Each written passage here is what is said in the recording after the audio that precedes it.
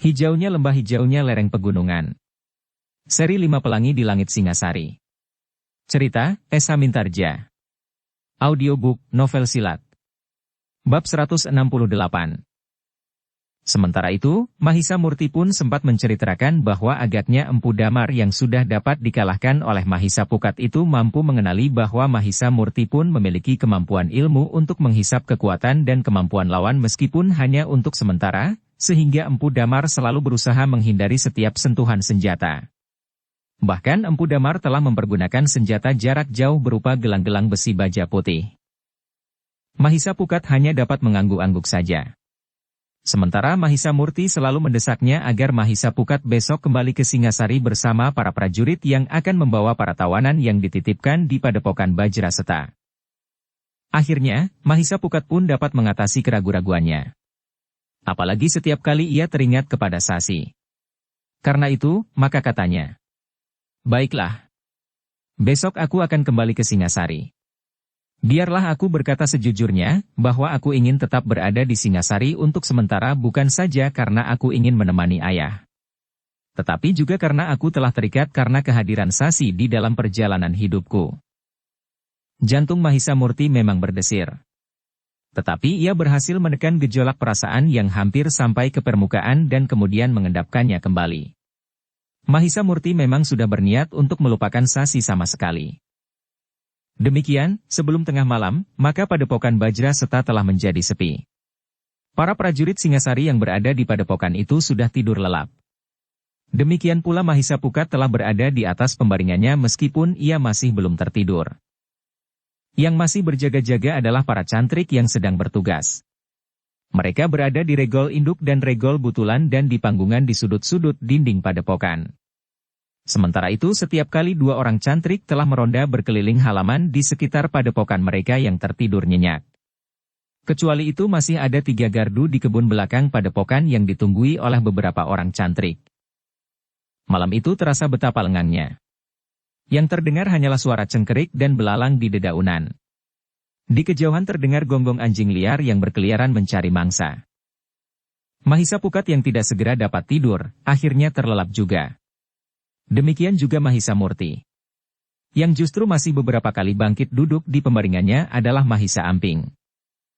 Anak itu tidak tahu kenapa ia tidak segera dapat tidur seperti biasanya. Baru ketika orang-orang yang bertugas di dapur mulai terbangun dan mempersiapkan makan pagi bagi mereka yang akan berangkat ke Singasari beserta para tawanan, Mahisa Amping dapat memejamkan matanya. Sementara itu, kesibukan di dapur mirip saat-saat Padepokan Bajraseta menghadapi serangan. Para petugas di dapur memang harus mempersiapkan makan dan minum bagi banyak orang, termasuk para tawanan. Sebelum matahari terbit, maka nasi pun telah masak. Sementara itu, para prajurit pun telah mempersiapkan diri. Demikian pula para tawanan, betapapun mereka merasa malas untuk menempuh perjalanan ke Singasari dengan dikawal oleh sepasukan prajurit. Di sepanjang jalan mereka akan menjadi tontonan. Sedangkan setiap orang akan mengetahui bahwa mereka adalah tawanan yang sedang digiring oleh para prajurit. Tetapi mereka tidak dapat berbuat lain. Bahkan di Padepokan Bajraseta mereka telah diperlakukan dengan baik, mereka telah merasa berterima kasih. Sebelum mereka mulai menempuh perjalanan, maka mereka pun telah dibawa ke dapur untuk menerima makan pagi mereka, sementara para prajurit telah dipersilahkan makan di pendapa. Nasi yang masih hangat dengan sayur dan lauk yang masih hangat pula. Sementara para prajurit sedang makan, maka para cantriklah yang mengawasi para tawanan yang sedang makan di sebelah dapur. Sejenak kemudian maka semuanya pun telah siap di halaman depan Padepokan Bajraseta. Para prajurit, para tawanan dan Mahisa Pukat yang akan pergi bersama para prajurit itu. Dalam pada itu, meskipun Mahisa Amping belum terlalu lama tidur, namun ia pun telah berada di halaman itu pula. Bahkan ia sempat mendekati Mahisa Pukat sambil berkata, "Di sini Kakang Mahisa Murti seorang diri." Mahisa Pukat mengusap kepala anak itu. Katanya, "Aku tidak akan selamanya berada di Singasari." Sementara Mahisa Murti pun berkata, "Bukankah sudah aku katakan, bahwa kakakmu Mahisa Pukat sedang menyelesaikan satu tugas di Singasari? Jika segalanya sudah selesai, maka kakakmu Mahisa Pukat akan segera kembali." Anak itu memejamkan matanya, seolah-olah ia sedang melihat sesuatu. Tidak dengan mata wadatnya, tetapi dengan mata hatinya. Apa yang sedang kau renungkan? Bertanya Mahisa Murti. Anak itu menarik nafas dalam-dalam. Dipandanginya wajah Mahisa pukat. Tetapi ia tidak mengatakan sesuatu. Mahisa pukat dan Mahisa Murti berpandangan sejenak. Anak itu seolah-olah tahu apa yang sebenarnya dilakukan oleh Mahisa pukat selama ia berada di Singasari. Mahisa Murti dan Mahisa pukat pun tidak mengatakan sesuatu.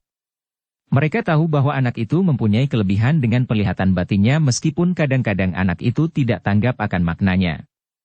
Tetapi Mahisa Murti dan Mahisa pukat meyakininya, bahwa jika anak itu menjadi semakin dewasa, maka daya urainya tentu akan menjadi semakin tajam pula. Sejenak kemudian, maka Mahisa pukat pun telah minta diri kepada Mahisa Murti dan para cantrik yang juga berkumpul di sisi halaman Padepokan Bajraseta. Demikian pula para pemimpin prajurit dan bahkan para tawanan. Tanpa diduga, Gemak Langkas telah melangkah mendekati Mahisa pukat yang berdiri di sebelah Mahisa Murti, sehingga tiba-tiba Mahisa pukat menjadi tegang. Namun Gemak Langkas itu kemudian berdesis setelah ia berhenti selangkah di hadapan Mahisa pukat. Aku sudah minta maaf kepada Mahisa Murti yang juga tersentuh akibat dendam yang menyala di dada guru. Aku merasa masih berhutang jika aku belum minta maaf kepadamu. Bahwa yang terjadi ini memang bersumber dari kesalahanku. Tetapi api yang menyala sepeletik kecil itu telah disiram dengan minyak oleh guru. Mahisa pukat menarik nafas dalam-dalam. Sementara Gemak Langkas berkata selanjutnya. Aku mohon maaf sedalam-dalamnya serta aku ingin menyatakan penyesalanku pula. Aku akan patuh mengikuti segala perintah. Di Singasari aku sudah siap menerima segala macam hukuman yang paling pantas diberikan kepadaku. Aku mempercayainya, desis Mahisa Murti. Gurunya telah memanfaatkan api yang telah dinyalakannya, yang hanya sepeletik kecil itu. Empu Damar tidak hanya membawa dendamnya kemari. Tetapi sebenarnya lah bahwa ia ingin merampok Padepokan Bajraseta. Bahwa persoalan Gemak Langkas adalah semata-mata satu alasan yang tidak masuk akal. Bahkan persoalannya itu akan menelan korban yang cukup banyak. Mahisa pukat menarik nafas dalam-dalam. Namun di luar sadarnya, anak muda itu telah memandang wajah Mahisa Amping yang berkerut. Tetapi kemudian ia berkata kepada Gemak Langkas. Aku pun percaya kepadamu. Aku memaafkan kesalahanmu. Tetapi aku tidak tahu bagaimana sikap para senapati di Singasari. Apapun yang akan ditimpakan atasku, aku tidak menghiraukannya lagi. Bahwa kau telah memaafkan kesalahanku kepadamu, hatiku telah menjadi tenang. Hutangmu telah kau lunasi, desis Mahisa pukat. Terima kasih, jawab Gemak Langkas. Dengan demikian, aku menjadi lebih tabah menghadapi hukuman apapun yang akan diberikan kepadaku. Mahisa pukat hanya dapat menarik nafas dalam-dalam. Ia melihat wajah Gemak Langkas yang menjadi terang. Anak muda itu benar-benar merasa bahwa ia tidak mempunyai beban lagi. Mahisa Murti dan Mahisa pukat telah menyatakan untuk memaafkan kesalahan-kesalahannya. Dalam pada itu, maka baik para prajurit Singasari maupun para tawanan telah siap untuk berangkat. Para prajurit menempuh perjalanan ke Singasari di atas punggung kuda masing-masing, sementara para tawanan harus berjalan kaki. Para pemimpin prajurit Singasari sepakat untuk membiarkan para tawanan berjalan tanpa terikat tangan apalagi kakinya. Para prajurit telah mengetahui letak padepokan-padepokan mereka sehingga jika mereka melarikan diri, maka padepokan merekalah yang akan menjadi sasaran. Bahkan mungkin para prajurit terpaksa mengambil langkah-langkah yang lebih keras untuk mencegah. Demikianlah, sejenak kemudian maka iring-iringan dari Padepokan Bajraseta itu pun mulai bergerak. Para tawanan yang memandang jalan yang membujur panjang dalam keremangan fajar menjadi berdebar-debar. Mereka harus berjalan menempuh perjalanan yang jauh ke Singasari dalam keadaan yang pahit. Meskipun mereka tidak terikat, tetapi setiap orang akan mentertawakan mereka sebagai orang-orang yang digiring oleh para prajurit sebagaimana para penjahat. Sementara itu para prajurit pun merasa malas untuk duduk di atas punggung kuda, tetapi kudanya merangkak seperti siput mengikuti iring-iringan para tawanan. Tetapi mereka tidak dapat mengelak, karena mereka sedang menjalankan tugas keprajuritan. Yang sebenarnya dilakukan oleh Mahisa Pukat selama ia berada di Singasari. Sepeninggal para prajurit dan para tawanan, Padepokan Bajraseta memang terasa menjadi sepi. Apalagi perasaan Mahisa Amping yang kecil itu. Kepergian Mahisa Pukat membuatnya merasa seakan-akan kehilangan. Meskipun sebelumnya Mahisa Pukat sudah berada di Singasari, tetapi ketika Mahisa Pukat kembali hanya untuk sehari, terasa bahwa kepergiannya memang membuat sesuatu hilang dari padepokan Bajraseta. Apalagi anak itu pun tahu bahwa sebenarnya Mahisa Murti pun merasa kehilangan pula. Namun agaknya Mahisa Murti berusaha untuk menyembunyikan perasaan itu. Di luar sadarnya, maka Mahisa Amping kemudian seakan-akan telah mengurung diri di dalam bilik Mahisa Semu dan Wantilan yang terluka. Anak itu menunggui mereka dan melayani keperluan mereka. Mahisa Murti agaknya dapat melihat pula gejolak perasaan anak itu. Namun bagi Mahisa Murti perasaan itu dalam kadar yang berbeda terdapat pula pada setiap cantrik di padepokan Bajraseta. Karena itu, maka Mahisa Murti sendiri harus berusaha menyembunyikan perasaannya itu. Mahisa Amping jangan sampai melihat lagi bagaimana ia berusaha melarikan diri dari perasaannya, karena hal itu akan sangat berpengaruh terhadap perkembangan jiwa anak itu. Karena itu, maka Mahisa Murti ingin mengisi perasaannya dan juga perasaan para cantrik dengan langkah-langkah yang berarti. Dipanggilnya setiap pemimpin kelompok cantrik padepokan Bajraseta. Dengan jelas Mahisa Murti menunjukkan kelemahan para cantrik menghadapi serangan dari lawan yang jumlahnya lebih besar. Kita melihat bahwa para cantrik dari padepokan Ngancas lebih mementingkan kemampuan mereka secara pribadi. Aku tidak mengatakan bahwa hal itu lebih baik dari cara yang kita tempuh. Namun alangkah baiknya, jika kemampuan kita bertempur dalam kerjasama yang mapan disertai kemampuan secara pribadi yang lebih tinggi. Meskipun selama ini kita juga memperhatikan kemampuan para cantrik secara pribadi, tetapi aku yakin bahwa hal itu masih dapat ditingkatkan. Dengan demikian, maka Mahisa Murti telah memerintahkan untuk mempertinggi gelombang latihan para cantrik padepokan Bajraseta. Mahisa Murti juga memerintahkan untuk menyusun kembali susunan waktu latihan bagi para cantrik sesuai dengan tataran mereka. Kita juga harus mengetahui tataran setiap orang di dalam padepokan ini. Tataran kemampuan tidak dapat diukur dengan waktu seberapa lama mereka berada di padepokan ini. Tetapi sejak pekan mendatang, kita akan menyusun tataran para cantrik menurut kemampuan mereka. Dengan demikian maka latihan-latihan berikutnya akan dapat ditata kembali sesuai dengan pengelompokan para cantrik itu, berkata Mahisa Murti kemudian. Para pemimpin kelompok itu pun mengangguk-angguk. Mereka sadar bahwa kerja itu adalah kerja yang besar bagi padepokan Bajraseta. Mereka harus menilik orang per orang agar mereka dapat menyusun pengelompokan yang paling cermat. Demikianlah, maka sejak saat yang ditentukan, padepokan Bajraseta menjadi sibuk. Setiap pemimpin kelompok harus melihat kembali para cantriknya untuk menempatkan mereka pada kelompok-kelompok yang tepat.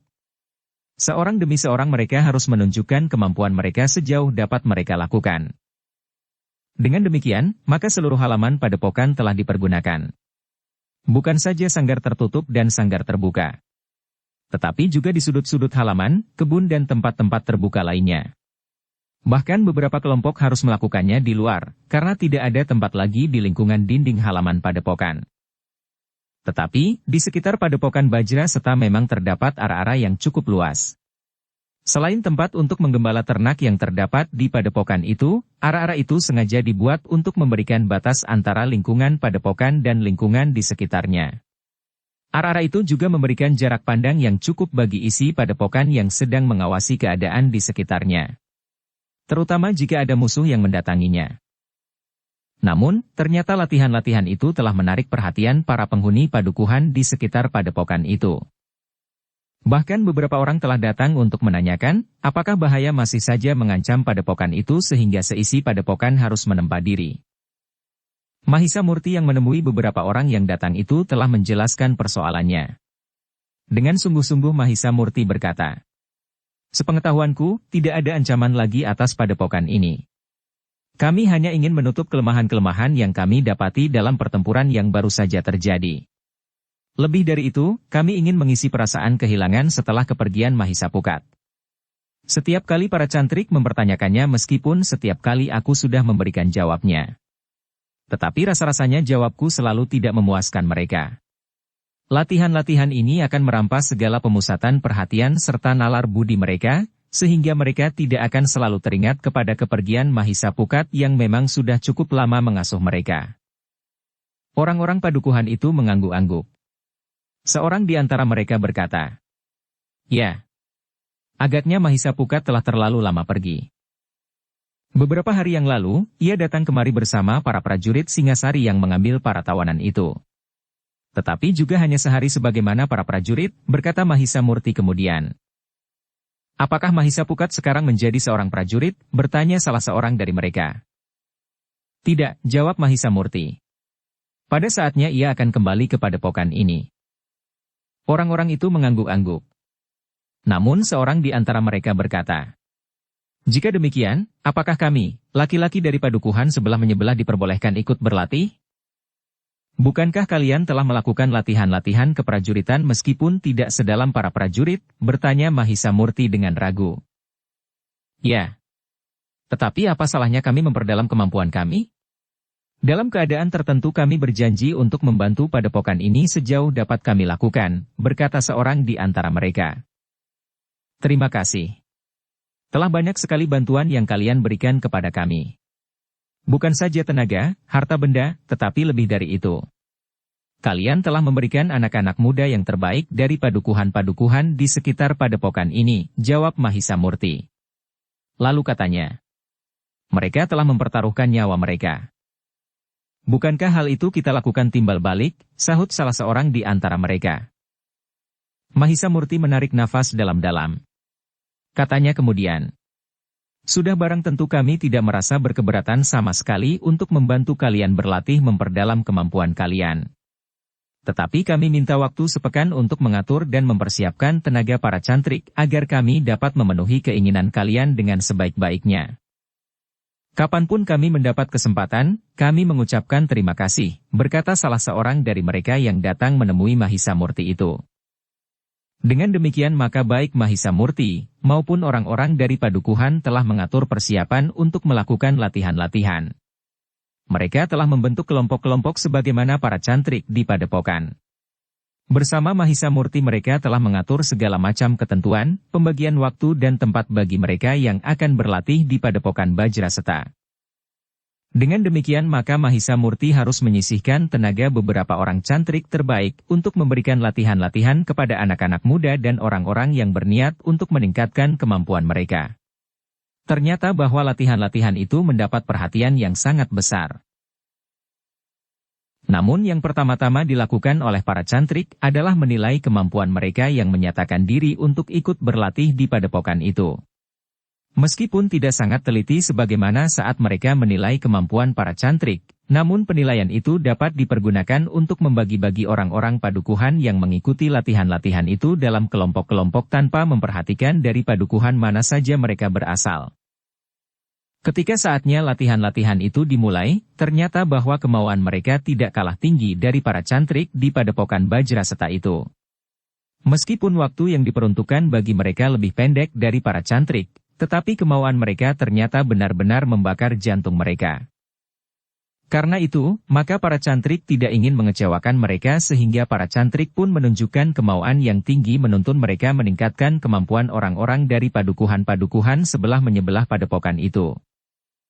Dengan demikian maka seisi padepokan Bajraseta telah menjadi sibuk. Latihan-latihan berlangsung dengan kemauan yang tinggi. Mahisa Murti pun tenggelam pula dalam kesibukan itu. Bahkan Mahisa Murti secara khusus telah menempa Mahisa Amping dan Mahisa Semu. Tetapi Mahisa Murti pun telah memberikan waktunya untuk wantilan yang memang mempunyai tataran yang berbeda serta landasan ilmu yang berbeda pula, sehingga wantilan pun harus mendapat penanganan yang khusus. Dengan caranya, maka seisi padepokan Bajraseta itu pun menjadi semakin meningkat pula. Para cantrik tertua dari padepokan itu pun langsung mendapat latihan-latihan dari Mahisa Murti sendiri, sehingga dengan demikian maka Mahisa Murti benar-benar telah menghabiskan waktunya bagi padepokannya. Dalam kesempatan tertentu, Mahisa Semu pun telah diberi wewenang oleh Mahisa Murti untuk memberikan latihan-latihan kepada para cantrik yang masih muda. Bukan saja muda umurnya, tetapi juga mereka yang belum lama berada di padepokan itu. Tetapi Mahisa Murti tidak dapat menyerahkan sekelompok cantrik kepada wantilan, karena wantilan mempunyai dasar yang berbeda. Hanya untuk latihan-latihan dasar yang sifatnya umum, wantilan dapat membantu Mahisa Murti memberikan tuntunan kepada para cantrik. Terutama mengenai ketahanan tubuh serta penguasaan gerak-gerak dasar yang paling sederhana untuk mempersiapkan para cantrik itu, mulai dengan gerak-gerak dasar yang menjurus pada unsur-unsur ilmu yang dipelajari. Dengan latihan-latihan khusus yang berat, maka Mahisa Amping ternyata tumbuh sejalan dengan pertumbuhan ilmunya. Dengan demikian maka ilmu yang dipelajarinya seakan-akan telah menyatu di dalam dirinya. Sadar atau tidak sadar, maka setiap gerak anak itu seakan-akan telah terkendali dengan mapan. Mahisa Semu pun semakin lama menjadi semakin meyakinkan. Tenaganya tumbuh dengan mantap sebagaimana tubuhnya yang berkembang dengan tinggi dan kekar. Latihan-latihan yang berat telah membentuk tubuhnya menjadi seorang yang gagah dan kuat. Setiap pagi, Mahisa Semu telah berlatih sambil membentuk tubuhnya menurut petunjuk Mahisa Murti.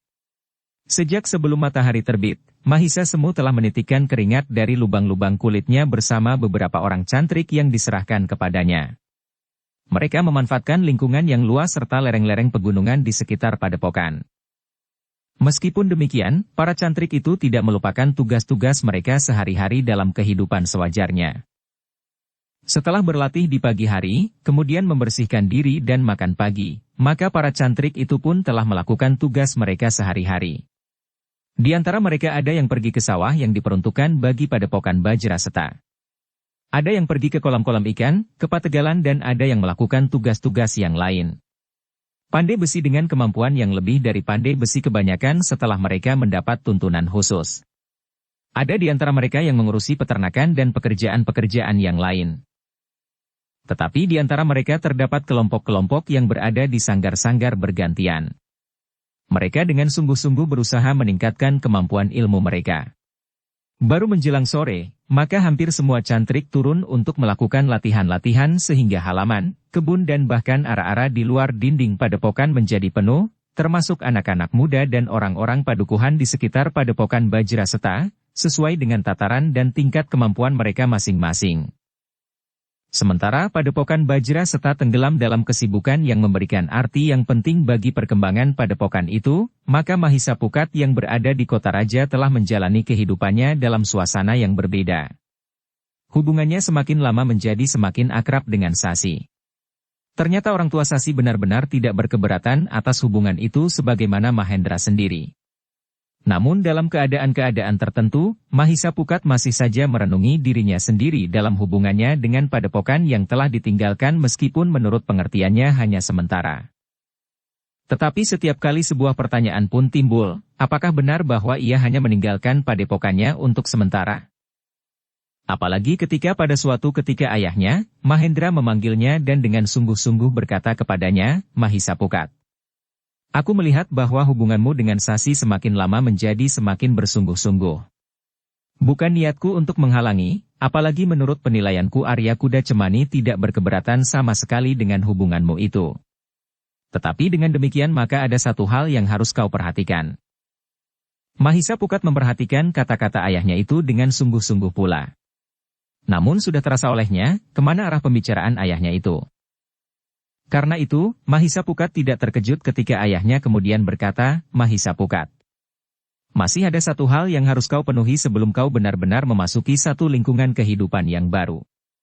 Maksudku, apabila kau benar-benar ingin berumah tangga. Mahisa Pukat menundukkan kepalanya. Tetapi ia sudah tahu bahwa ayahnya tentu akan berbicara tentang kehidupannya setelah ia benar-benar memasuki jenjang kehidupan berkeluarga. Tetapi Mahisa Pukat tidak ingin mendahului ayahnya. Karena itu, maka ia hanya diam sambil menunggu. Sebenarnya lah ayahnya pun kemudian berkata, Mahisa Pukat. Kau harus mulai berpikir sejak sekarang. Jika kau kelak berumah tangga, apa yang akan kau lakukan? Apakah kau akan kembali ke padepokan dan mengajak istrimu hidup menurut caramu di padepokan? Atau kau mulai membayangkan satu bentuk kehidupan yang lain? Mahisa Pukat tidak segera menjawab. Namun sebenarnya lah bahwa Mahendra memang menjadi gelisah memikirkannya. Jika Mahisa Pukat ingin hidup di padepokan, maka ia merasa sangat kasihan kepada Mahisa Murti. Tanpa setahu Mahisa Pukat, maka Mahisa Murti hidupnya akan tersiksa setiap hari untuk waktu yang panjang tanpa batas. Bahwa dengan mengorbankan perasaannya sendiri Mahisa Murti telah meninggalkan Mahisa Pukat di Singasari. Mahisa Murti termasuk seorang anak muda yang tahu diri dan tidak mementingkan dirinya sendiri. Tetapi jika ia tersiksa setiap hari, maka ada kemungkinan bahwa Mahisa Murtilah yang kelak akan meninggalkan padepokan Bajraseta. Sementara itu belum tentu bahwa Sasi akan dapat menerima satu bentuk kehidupan di padepokan. Mungkin sebelum perkawinan itu terjadi, selagi angan-angannya melambung tinggi, Sasi berniat untuk hidup bersama dalam keadaan apapun. Meskipun demikian, apa yang terjadi kemudian mungkin akan berbeda. Sasi dapat saja terbentur pada batas kemampuannya untuk menyesuaikan dirinya, sehingga kehidupan di padepokan akan terasa sangat membosankan. Dalam pada itu, Mahisa Pukat pun menjadi bimbang pula. Apalagi ketika ayahnya berkata, "Pukat, sampai sekarang kau adalah seorang pemimpin sebuah padepokan. Kau hidup dalam satu suasana yang sangat khusus. Sementara Sasi terbiasa hidup di kota raja. Aku tidak dapat membayangkan, apakah jadinya jika Sasi kau ajak mencoba hidup di padepokan dengan gaya hidup orang-orang padepokan." Mahisa Pukat menarik nafas dalam-dalam. Ia tahu bahwa ayahnya ingin menasehatkan kepadanya agar ia tidak membawa Sasi ke padepokan. Namun Mahisa Pukat tidak tahu pasti alasan ayahnya yang sebenarnya lah Mahisa Murti telah mengorbankan perasaannya yang tertuju kepada Sasi. Bagi Mahisa Pukat, maka alasan utama adalah kebiasaan dan tatanan hidup keluarga Sasi yang jauh berbeda dengan tatanan hidup di padepokan, sehingga dengan demikian, maka satu kemungkinan yang tidak diharapkan akan dapat terjadi atas Sasi. Dengan nada dalam, maka Mahisa Pukat pun justru telah bertanya, "Ayah, aku justru ingin mendapat petunjuk dari ayah." Mahendra menarik nafas dalam-dalam. Dengan nada dalam ia pun berkata, "Mahisa Pukat, jika kau bertanya kepadaku, maka jawabku tentu mengandung pengertian yang menguntungkan diriku pula. Karena bagaimanapun aku tidak dapat melepaskan kepentinganku sendiri." "Maksud ayah?" bertanya Mahisa Pukat. "Mahisa Pukat, aku ingin menasehatkan kepadamu, sebaiknya kau tidak usah kembali ke padepokan. Setidak-tidaknya untuk sementara. Kau dapat mencari sumber kehidupan di sini. Adalah kebetulan bahwa aku mempunyai hubungan betapapun jauhnya dengan Sri Maharaja. Jika kau berminat, aku dapat membawa kau menghadap. Jika bukan Sri Maharaja, maka aku dapat menyampaikannya Wreda Menteri atau pejabat-pejabat yang lain yang aku kenal." Mahisa Pukat menarik nafas dalam-dalam. Namun dengan nada rendah ia berkata, "Tetapi apa yang dapat aku lakukan ayah? Selama ini aku hidup di sebuah padepokan, sehingga yang aku kerjakan tidak lebih dari pekerjaan seorang cantrik dan sekaligus seorang petani. Jika aku harus bekerja di istana, apa yang dapat aku perbuat selain menjadi juru taman?" Tetapi ayahnya menggeleng. Katanya, "Kau dapat menjadi seorang prajurit. Kau mempunyai kemampuan dasar dalam olah kanuragan. Bahkan jika dilakukan pendadaran pun kau akan mempunyai kesempatan cukup untuk diterima di antara mereka yang menyatakan keinginan mereka menjadi prajurit. Bahkan mungkin kau akan dapat diterima menjadi pelayan dalam yang mempunyai tugas keprajuritan di dalam lingkungan istana." Mahisa Pukat mengangguk-angguk. Ia teringat kepada saudara-saudara Sasi dan kawan-kawannya. Tataran kemampuan mereka tidak terlalu tinggi, sehingga jika ia ikut dalam pendadaran, maka kemampuannya tentu lebih baik dari anak-anak muda itu. Untuk beberapa saat Mahisa Pukat termangu-mangu. Namun kemudian ia pun menjawab, "Aku menurut saja, yang mana yang terbaik menurut ayah?" "Ada dua bidang yang terbaik bagimu. Bidang keprajuritan atau sebagai pelayan dalam. Jika kesempatan terbuka, bagiku kau lebih baik menjadi seorang pelayan dalam. Tugasnya mirip dengan tugas keprajuritan, tetapi juga mempunyai tanggung jawab atas keamanan seisi istana dan melayani isi istana pula." "Narpacundaka maksud ayah?" bertanya Mahisa Pukat. "Bukan. Tetapi pelayan dalam memang dapat diperintah oleh Narpacundaka." Mahisa Pukat mengangguk-angguk. Katanya, "Mana yang baik menurut ayah, aku tidak akan berkeberatan melakukannya." Mahendra mengangguk-angguk. Tetapi untuk sementara ia sudah berhasil memisahkan Mahisa Pukat dari Mahisa Murti apabila Mahisa Pukat benar-benar akan berumah tangga dengan seorang gadis yang kebetulan pernah menarik hati Mahisa Murti itu pula.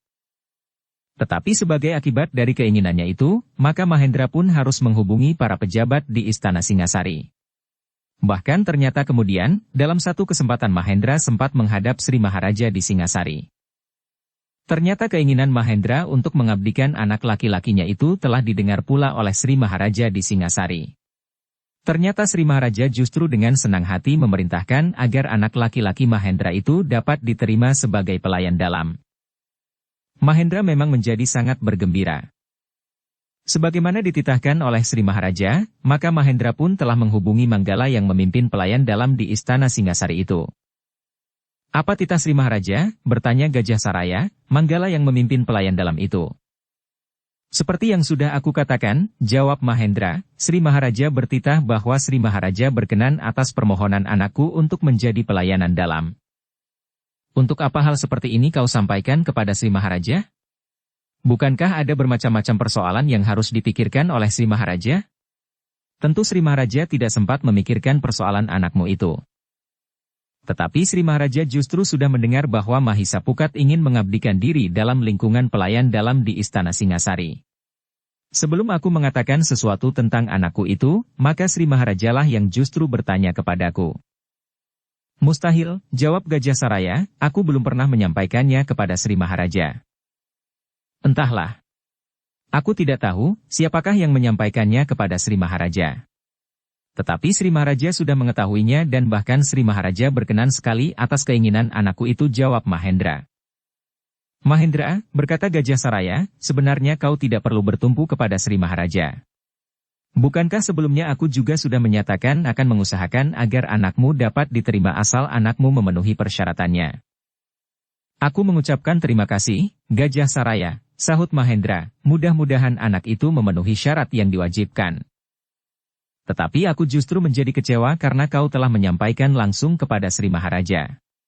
"Agaknya kau tidak percaya kepadaku," berkata Gajah Saraya itu kemudian. "Kau salah paham Gajah Saraya," jawab Mahendra, "aku sudah mengatakan yang sebenarnya. Tetapi justru kau yang tidak percaya kepadaku. Cobalah kau ingat-ingat, siapa saja yang pernah mengetahui bahwa anakku akan mengabdikan diri dalam lingkungan pelayan dalam di Istana Singasari? Mungkin orang itulah yang telah menyampaikannya kepada Sri Maharaja." "Apakah kepentingan mereka menyampaikan hal ini kepada Sri Maharaja?" bertanya Gajah Saraya. Mahendra hanya dapat menarik nafas dalam-dalam. Tetapi ia mengerti bahwa Arya Kuda Cemani juga pernah mendengar keinginannya untuk mengabdikan anaknya dalam lingkungan pelayan dalam. Bahkan Arya Kuda Cemani sangat menyetujui, karena hal itu langsung atau tidak langsung menyangkut diri Arya Kuda Cemani itu sendiri. Justru karena Mahisa Pukat telah berhubungan dengan Sasi, anak perempuan Arya Kuda Cemani itu. "Apakah Arya Cemani yang telah menyampaikan keinginan Mahisa Pukat itu kepada Sri Maharaja?" bertanya Mahendra di dalam hatinya. Tetapi sudah barang tentu bahwa Mahendra tidak mengatakan hal itu kepada Gajah Saraya. Tetapi salah paham itu harus diluruskan. Karena itu, maka Mahendra pun kemudian berkata, "Baiklah Gajah Saraya. Pada kesempatan lain, jika aku menghadap lagi, maka aku akan bertanya kepada Sri Maharaja, siapakah yang telah menyampaikan keinginan Mahisa Pukat untuk mengabdi itu kepada Sri Maharaja." "Kau berani melakukannya?" bertanya Gajah Saraya. "Kenapa tidak? Sri Maharaja adalah seorang yang hatinya seluas lautan. Demikian pula Ratu Angabhaya, sepupu Sri Maharaja yang mendampinginya memerintah di Singasari itu. Seandainya aku menyampaikan pertanyaan itu, maka kedua-duanya tentu tidak akan marah." "Kau terlalu deksura, Mahendra. Kau kira keduanya itu kawanmu bermain?" berkata Gajah Saraya. "Tentu tidak Gajah Saraya. Tetapi aku mengenal keduanya sejak lama. Sejak saudara-saudaraku masih mengabdi di sini," jawab Mahendra. "Lalu katanya pula, kau pun tentu mengerti, kenapa aku sekarang tinggal di Istana Singasari." Gajah Saraya termangu-mangu sejenak. Tetapi ia harus menilai kembali keberadaan Mahendra di istana itu. Meskipun demikian, Gajah Saraya itu berkata, "Baiklah. Apapun yang kau lakukan, akulah yang berwenang untuk melakukan pendadaran atas anakmu itu. Akulah yang dapat menilai, apakah anakmu pantas menjadi seorang pelayan dalam atau tidak." Pernyataan itu memang membuat jantung Mahendra berdesir. Namun Mahendra sadar, bahwa ia memang tidak dapat berbuat banyak tanpa harus menimbulkan persoalan dengan Gajah Saraya. Karena itu, maka Mahendra memang lebih banyak menunggu. Mahendra berniat agar anaknya dapat diterima dalam lingkungan pelayan dalam tanpa membuat persoalan. Karena itu, maka sebaiknya Mahisa Pukat menempuh syarat-syarat yang sewajarnya dilakukan untuk dapat diterima menjadi pelayan dalam. Ketika hal itu dikatakan kepada Arya Kuda Cemani, maka Arya Kuda Cemani itu pun berkata, Gajah Saraya ternyata tidak berpandangan luas. Hatinya getah seperti ranting yang kering. Sentuhan kecil saja membuat hatinya patah. Seharusnya ia tidak merasa tersinggung. Jika hal itu diketahui Sri Maharaja, maka justru Gajah Sarayalah yang akan mendapat murka. Tetapi biarlah Mahisa Pukat memasuki lingkungan pelayan dalam sesuai dengan syarat-syarat yang harus ditempuhnya, berkata Mahendra kemudian. Arya Kuda Cemani mengangguk-angguk. Katanya, ya, aku yakin syarat apapun yang diberikan, jika itu tetap dalam kewajaran, tentu akan dapat dilaluinya. Pendadaran yang betapapun beratnya asal masih sesuai dengan paugeran yang berlaku tentu akan dapat diatasinya. Kecuali jika ada permainan lain. Jika hal itu terjadi, aku mempunyai wewenang untuk memberikan laporan. Mudah-mudahan hal seperti itu tidak perlu terjadi, berkata Mahendra. Arya Kuda Cemani tersenyum. Sambil mengangguk-angguk ia berkata, akhirnya kita juga berpaling kepada kepentingan diri. Jika persoalannya menyangkut diri kita masing-masing langsung atau tidak langsung, rasa-rasanya kita juga ingin turut campur. Ya, jawab Mahendra. Namun katanya kemudian, tetapi justru rasa keadilan kita tersinggung. Arya Kuda Cemani tertawa. Tetapi mereka sepakat untuk tidak berbuat sesuatu sampai saat pendadaran itu datang. Mereka akan menyaksikan apakah pendadaran itu berlangsung wajar atau tidak. Adalah kebetulan bahwa Istana Singasari memang sedang membutuhkan 10 orang pelayan dalam baru. Diutamakan mereka yang masih muda dengan harapan bahwa mereka di hari mendatang akan dapat menjadi pelayan dalam yang mampu menggantikan mereka yang menjadi semakin tua. Karena yang menyatakan diri untuk memasuki lingkungan pelayan dalam itu melebihi dari yang dibutuhkan, maka mereka yang menyatakan diri untuk ikut dalam pendadaran sudah menyadari bahwa pendadaran akan berlangsung berat. 25 orang akan mengikuti pendadaran. Sementara yang akan diterima hanya 10 orang. Meskipun demikian Mahendra tidak ingin menempuh jalan pintas meskipun seandainya hal itu dapat dilakukan. Apalagi Sri Maharaja sendiri telah menyatakan berkenan jika anak Mahendra dapat diterima menjadi pelayan dalam. Demikianlah, maka pada saat yang telah ditentukan, maka Manggala Gajah Saraya telah memanggil ke-25 orang yang menyatakan diri untuk memasuki lingkungan pelayan dalam itu. Mereka akan mengikuti pendadaran yang akan dibaktikan dalam beberapa tahap.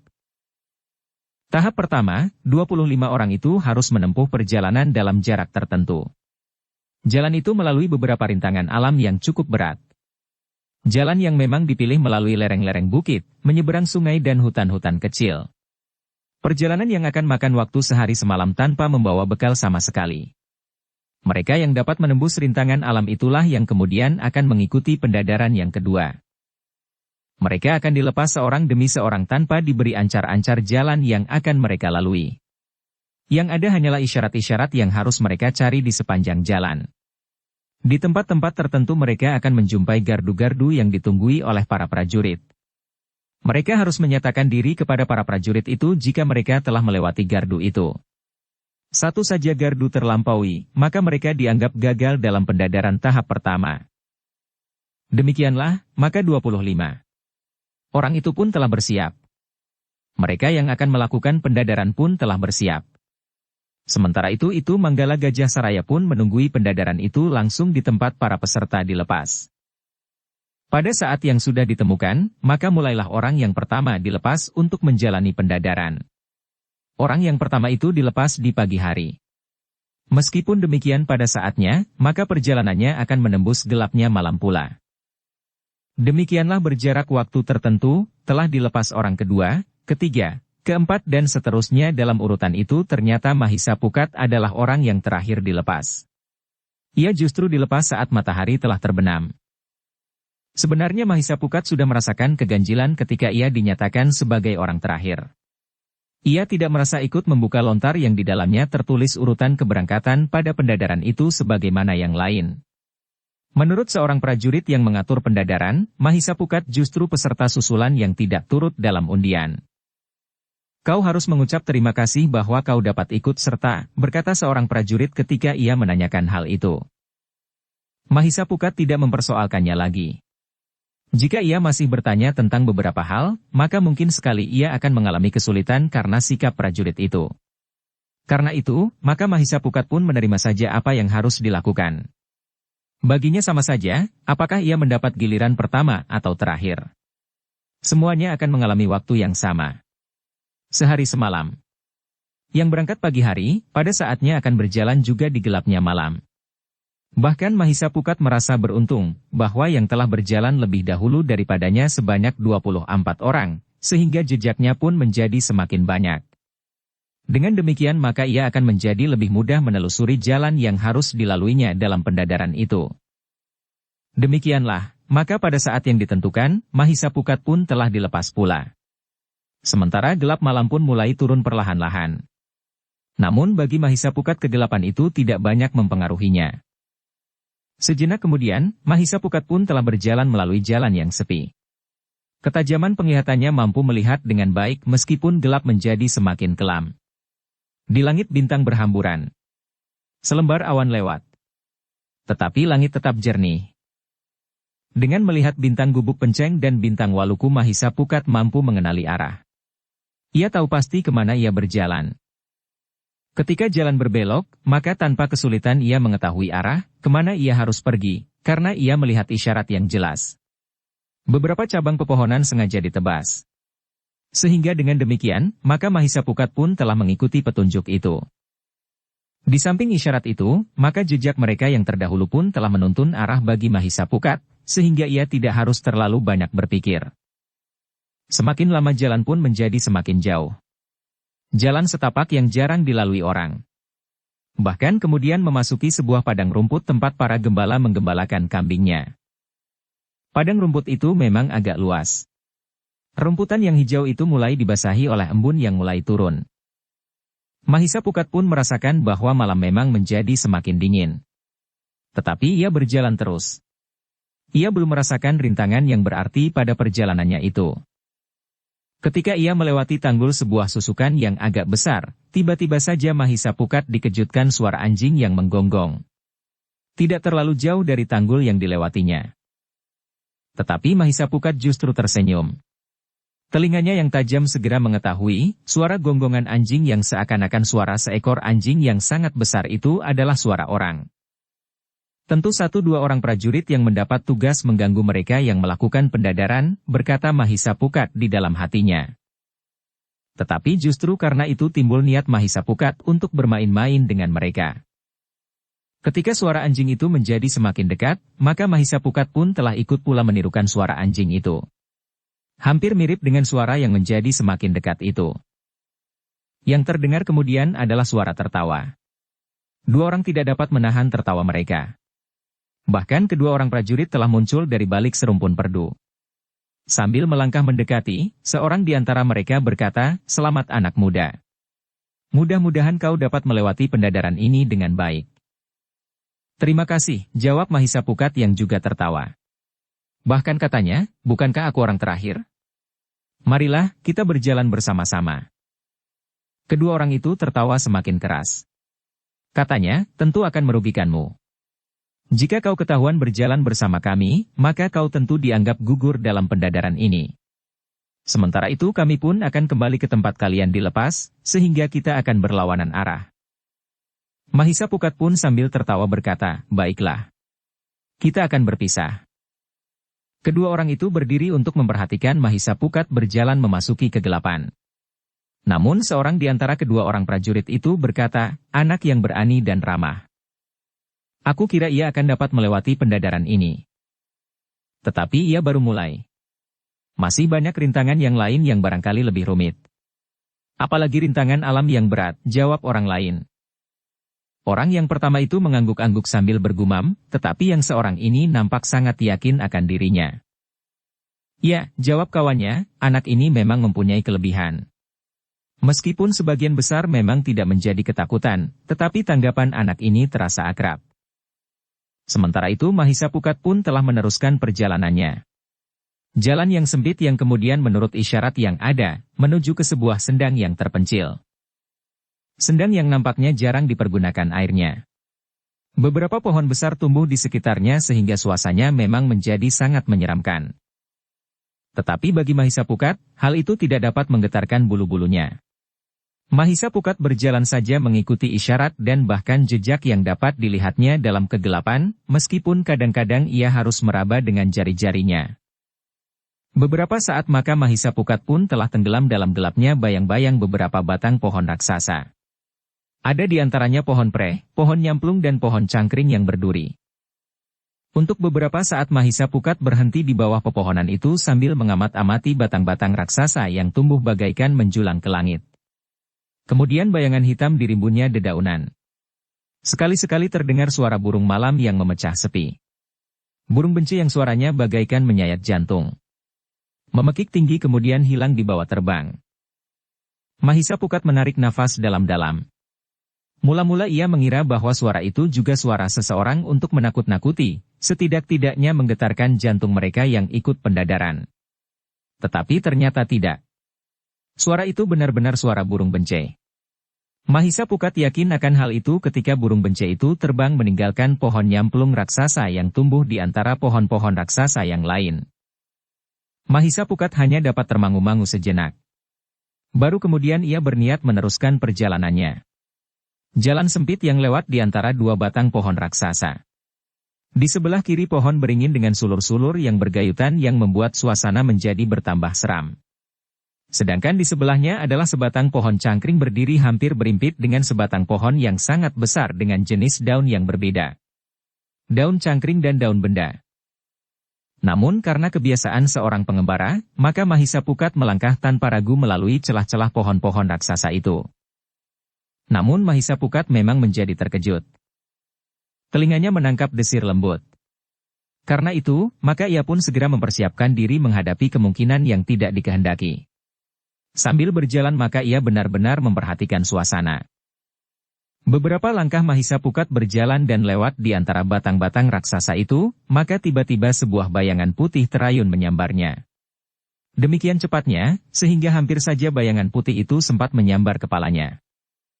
Tetapi dengan tangkas Mahisa Pukat menghindar, sehingga bayangan putih itu lewat saja sejengkal dari tubuhnya. Terayun deras seolah-olah terbang ke dahan pepohonan. Tetapi bayangan putih itu tiba-tiba berhenti. Bahkan terayun kembali seolah-olah sekali lagi ingin menyambar Mahisa Pukat yang berdiri termangu-mangu. Tetapi pikiran Mahisa Pukat cukup terang. Bayangan itu tentu hanya sebuah benda yang terayun karena terikat pada salah satu dahan pohon-pohon raksasa itu. Tidak ada bedanya dengan suara gonggongan anjing itu.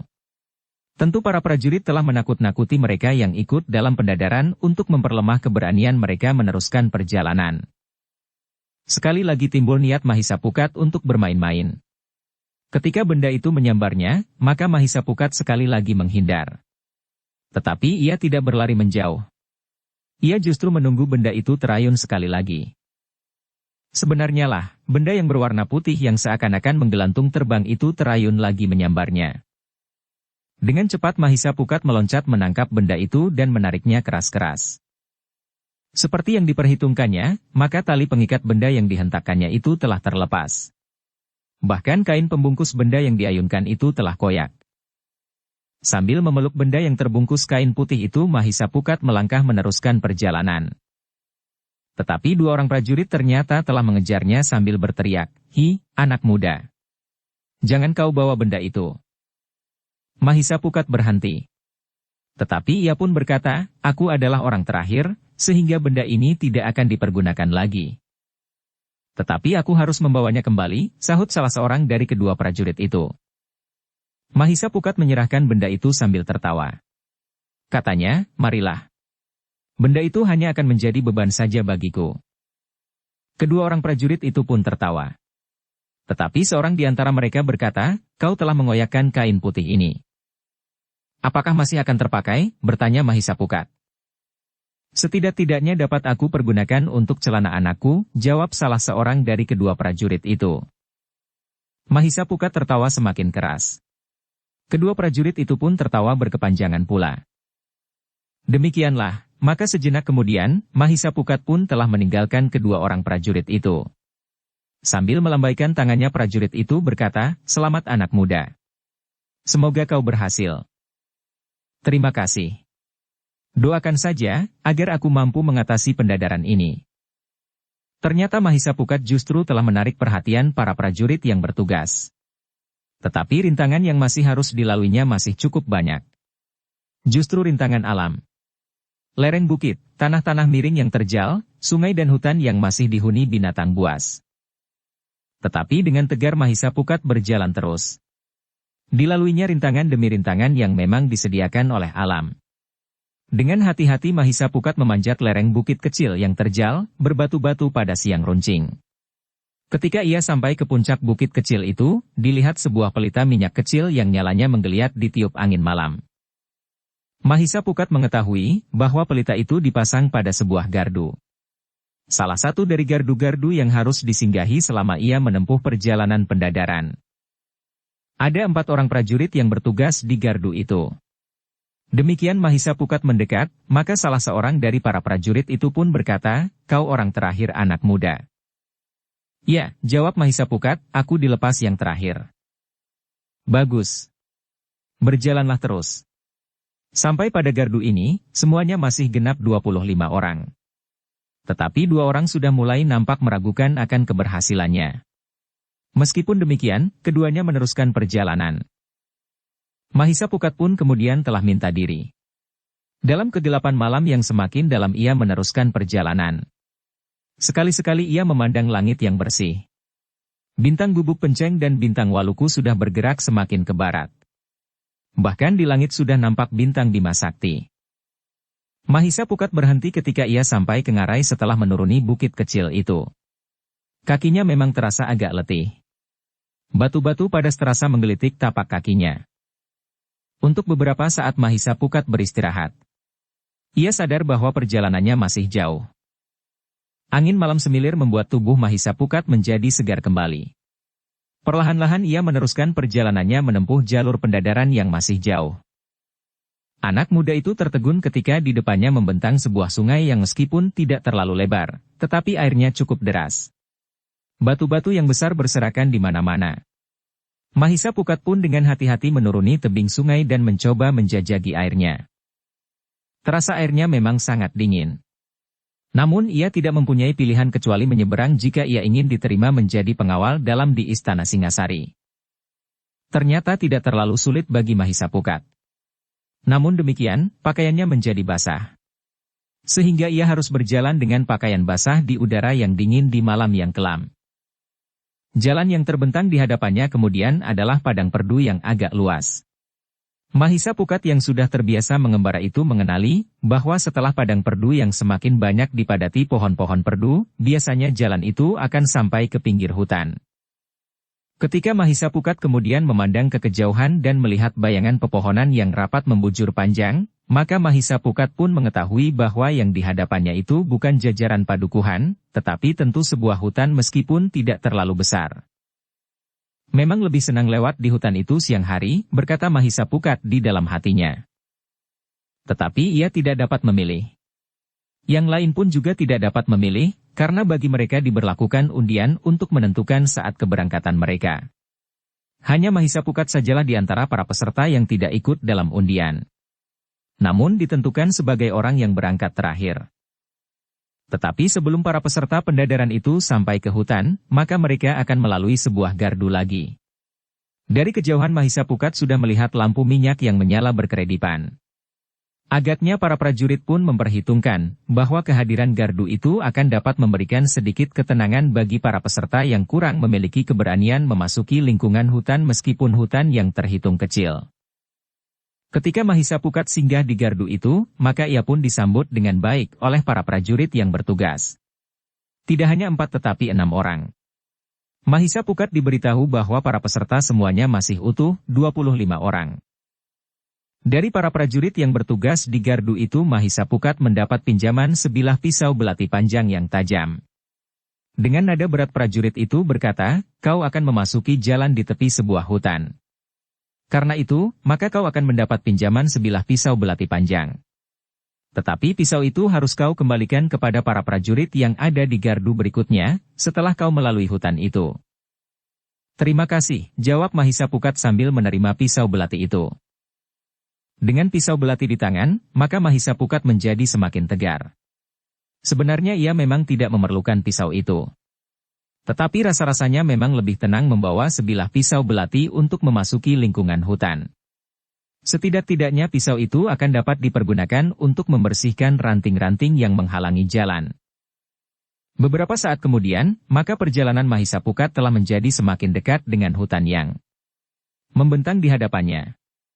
Hutan yang meskipun tidak begitu besar, tetapi nampaknya cukup lebat, membujur sampai ke lereng perbukitan. Mahisa Pukat yang sudah mengembara melewati lingkungan yang luas, tetapi ternyata ia belum pernah melewati jalan-jalan yang dipergunakan untuk pendadaran itu meskipun hanya sekitar kota raja saja. Agaknya lingkungan itu memang lingkungan yang khusus untuk kepentingan latihan-latihan para prajurit serta untuk pendadaran sebagaimana yang sedang terjadi itu. Dengan sebilah pisau belati panjang Mahisa Pukat berjalan melalui padang perdu yang semakin rapat. Seperti yang diperhitungkan maka sejenak kemudian, maka Mahisa Pukat itu telah mendekati sebuah hutan. Jalan yang dilaluinya itu akan melewati pinggir hutan yang gelap itu. Tetapi Mahisa Pukat sama sekali tidak merasa gentar menghadapi jalan yang dilaluinya itu. Apalagi ia membawa sebilah pisau di lambungnya. Demikianlah. Maka sejenak kemudian, Mahisa Pukat telah memasuki hutan yang ternyata menurut pengamatan Mahisa Pukat berdasarkan pengalamannya hutan itu adalah hutan tutupan. Hutan yang khusus dipergunakan sebagai arena perburuan orang-orang tertentu. Bahkan mungkin keluarga Sri Maharaja di Singasari. Namun dengan demikian Mahisa Pukat pun menyadari bahwa hutan itu tentu masih dihuni oleh binatang-binatang buas yang menjadi sasaran buruan para pemburu. Karena itu, maka bagaimanapun juga Mahisa Pukat harus berhati-hati. Demikian ia memasuki jalan di tepi hutan, maka ia mulai memperhatikan arah angin. Ternyata hembusan angin agak kurang menguntungkan baginya. Angin berhembus ke arah hutan yang pekat itu. Tetapi Mahisa Pukat berjalan terus. Binatang buas tidak selalu akan menyerang meskipun binatang itu mencium bau seseorang. Bahkan binatang-binatang yang tidak terpaksa karena lapar tidak akan menyerang seseorang. Demikianlah, maka Mahisa Pukat pun menyusuri jalan di pinggir hutan itu. Dengan saksama ia memusatkan perhatiannya pada keadaan sekelilingnya. Bukan saja ia berusaha untuk melihat setiap gerak di dalam kegelapan. Tetapi telinganya pun dipergunakannya sebaik-baiknya. Tiba-tiba saja Mahisa Pukat terkejut. Ia mendengar suara yang aneh. Derak kayu yang saling bergeser. Tetapi suara itu disusul aum harimau yang mengoyak sepinya malam. Mahisa Pukat dengan cepat mempersiapkan diri. Ia justru meloncat keluar dari jalur jalan dan berdiri di daerah padang perdu yang agak longgar. Oleh bintang-bintang di langit maka padang perdu itu gelapnya tidak sepekat gelapnya pinggir hutan yang dilindungi oleh rimbunnya pepohonan. Sejenak Mahisa Pukat menunggu. Aum harimau itu masih terdengar. Tetapi ia masih berharap bahwa harimau itu tidak mencarinya meskipun mungkin harimau itu sudah mencium baunya. Tetapi yang terjadi tidak seperti yang diharapkan oleh Mahisa Pukat. Agaknya harimau itu benar-benar kelaparan. Ketika harimau itu muncul dari balik pepohonan hutan, maka harimau itu nampak garang sekali. Dalam kegelapan ketajaman mata Mahisa Pukat masih dapat melihat lamat-lamat harimau itu merangkak perlahan-lahan sambil menengadahkan kepalanya. Agaknya harimau itu sedang meyakinkan dirinya tentang bau yang tercium oleh hidungnya dalam keadaan yang sangat lapar. Mahisa Pukat menarik nafas dalam-dalam. Dalam keadaan yang tegang itu ia masih sempat membuat perhitungan. Harimau itu tentu harimau yang dengan sengaja dilepaskan dari kandang atau perangkapnya. Agaknya harimau itu dibiarkan kelaparan sehingga dengan demikian harimau itu menjadi semakin buas. Ternyata harimau itu berhasil mengetahui arah Mahisa Pukat berdiri.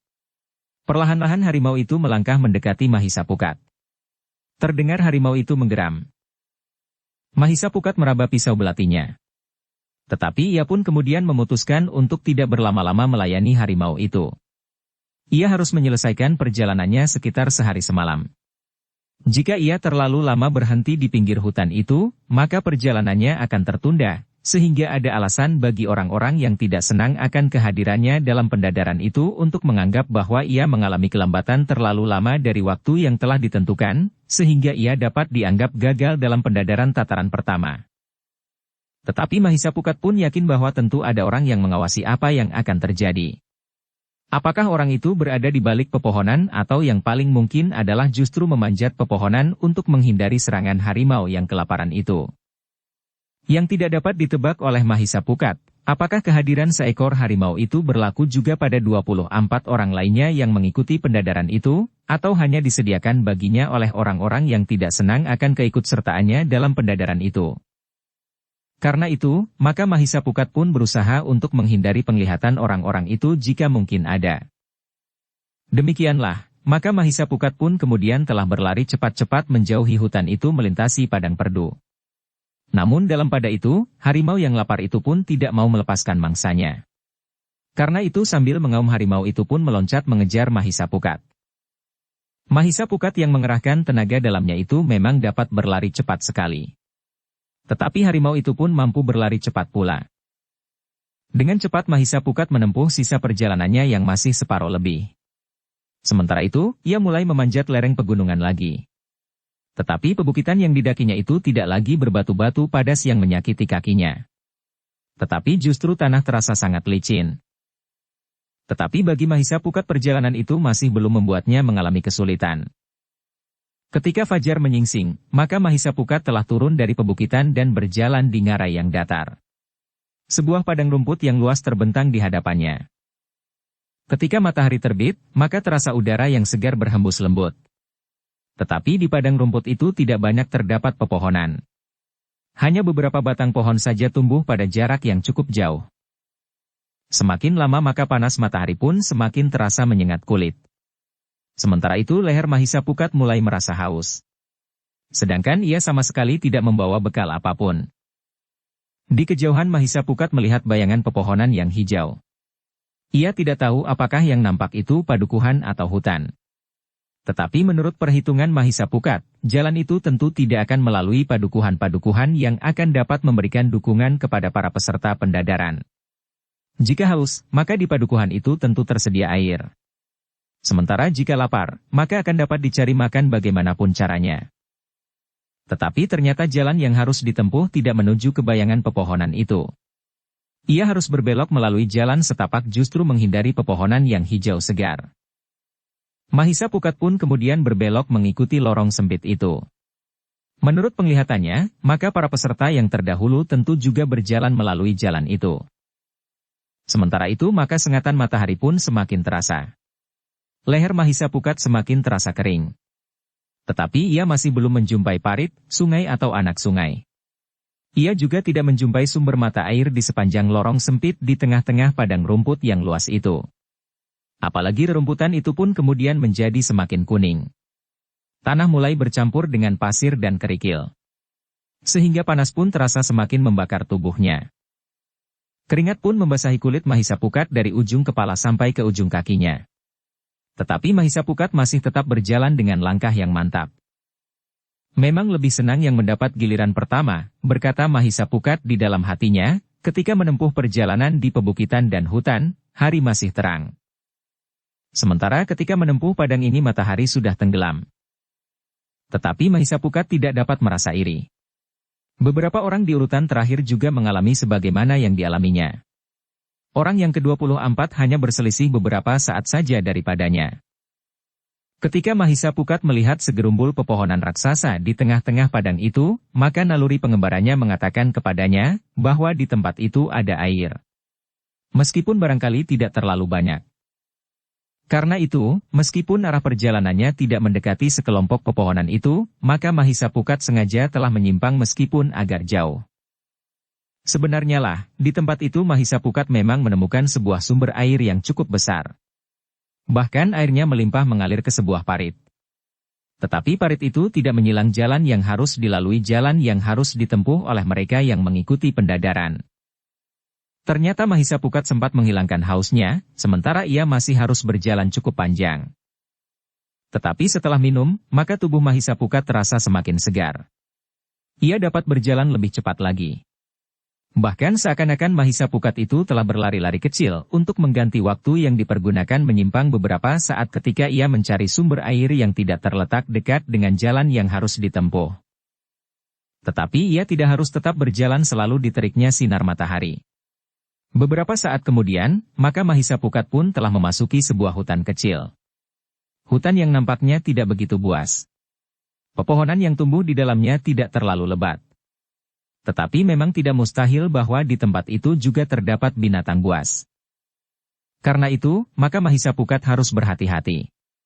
Mungkin saja tiba-tiba seekor harimau terlepas dari perangkapnya dan berusaha menerkamnya lagi. Tetapi agaknya di hutan kecil itu memang tidak terdapat seekor harimau pun. Yang terdapat di hutan itu ternyata adalah beberapa ekor ular. Seekor ular gadung yang tidak terlalu besar telah menyambarnya dari sebatang pohon. Untunglah Mahisa Pukat sempat meloncat menghindar. Meskipun ia mempunyai penangkal racun, namun ia masih belum merasa perlu untuk menunjukkan kepada para prajurit yang menilai pendadaran itu. Jika terdapat gigitan seekor ular, tetapi ia tidak mengalami sesuatu, maka hal itu akan dapat menarik perhatian.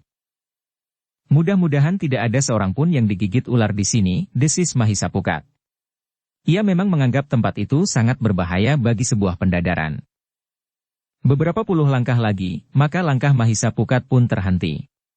Ia melihat seekor ular sawah melintasi jalan yang akan dilaluinya. Tetapi karena ular sawah bukan termasuk ular yang berbahaya, maka Mahisa Pukat tidak bergeser dari tempatnya berdiri. Hutan ular, desis Mahisa Pukat. Bahkan ketika ia hampir sampai di ujung hutan kecil itu, ia masih bertemu dengan seekor ular bandotan. Ular yang sangat berbisa, sehingga karena itu, maka Mahisa Pukat pun harus bersiap-siap menghadapinya, karena ular bandotan memang sering menyerang lebih dahulu. Tetapi justru karena Mahisa Pukat berdiri mematung, maka ular bandotan itu pun segera bergeser menjauh dan masuk ke dalam lebatnya hutan.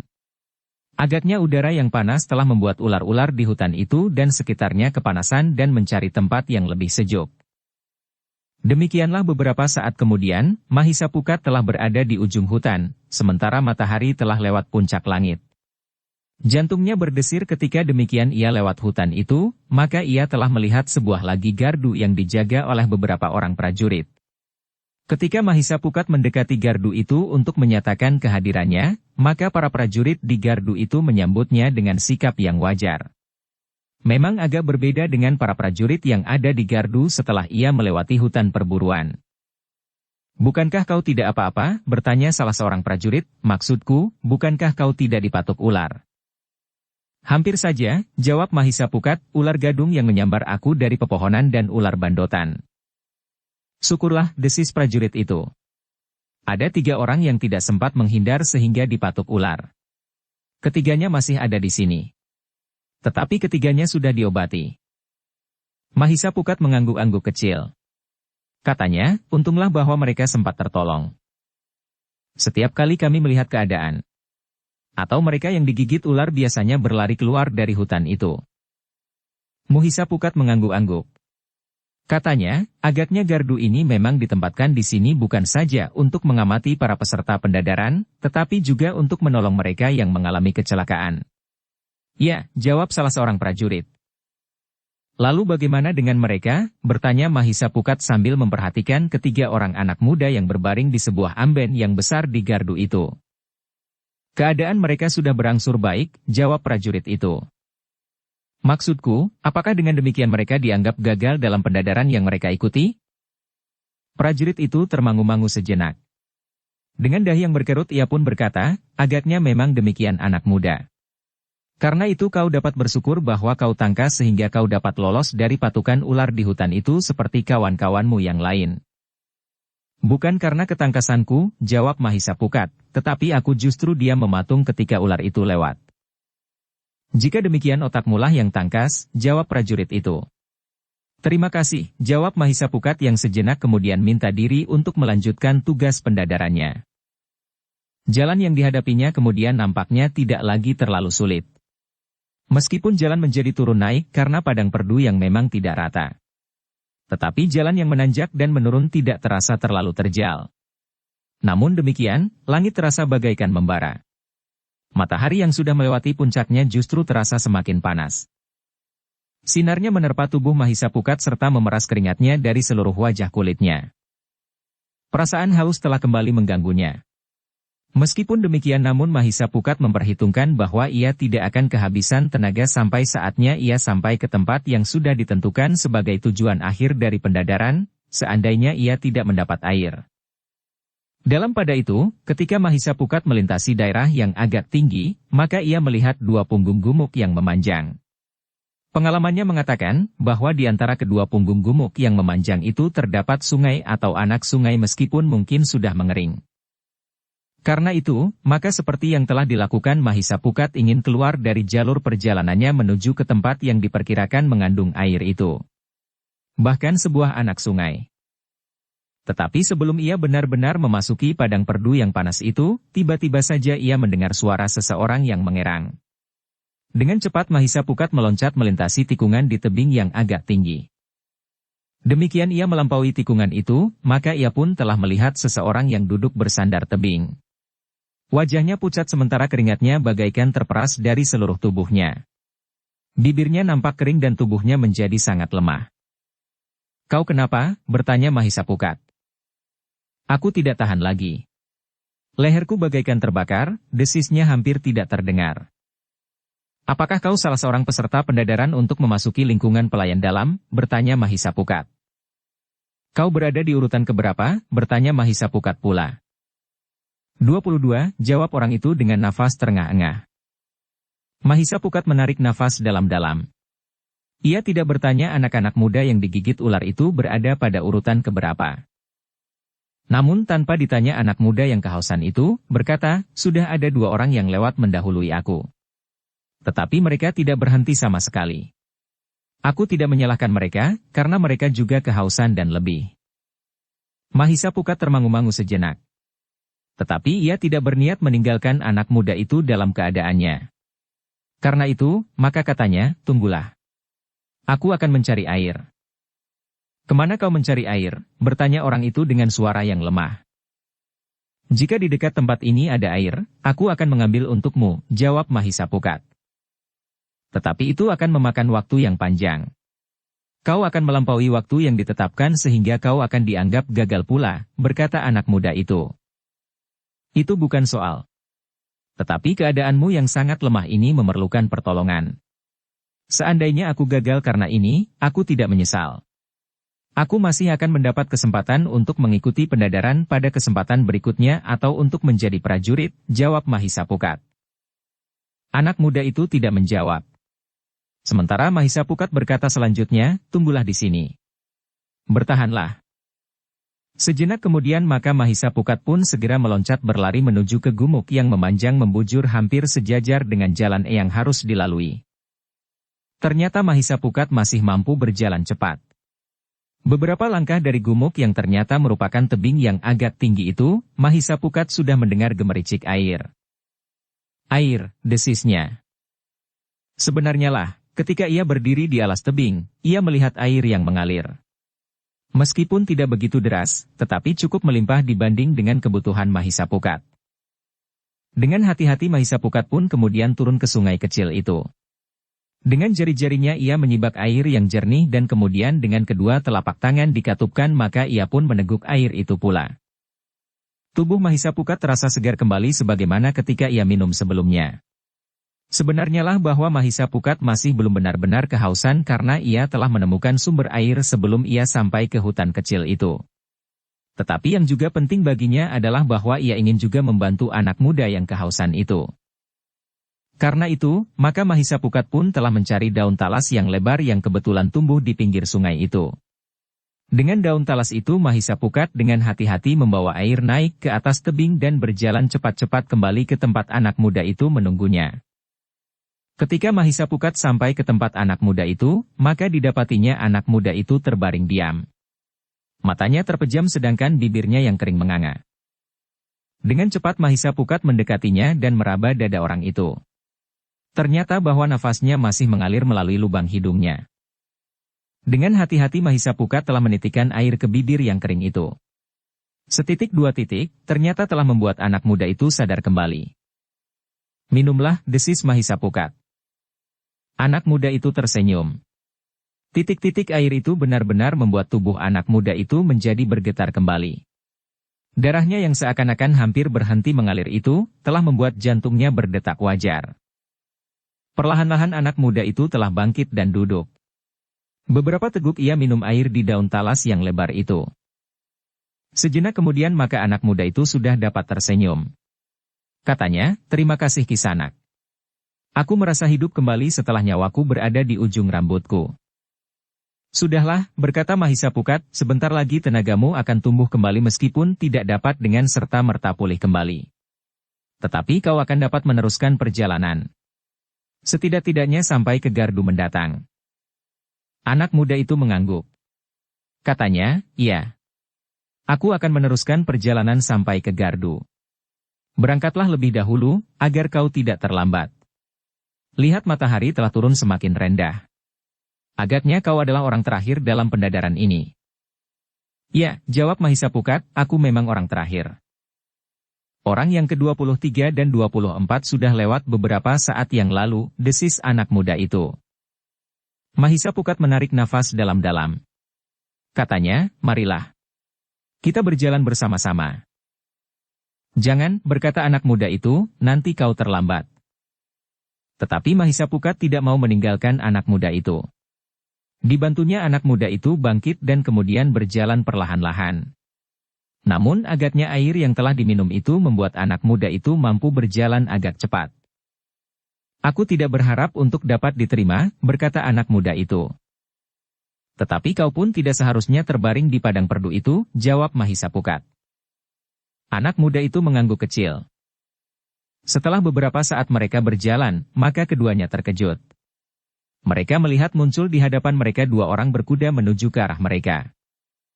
Meskipun mungkin mereka juga tergesa-gesa karena mereka tidak mau terlambat, tetapi setidak-tidaknya mereka dapat melaporkan kepada gardu berikutnya yang mereka lewati.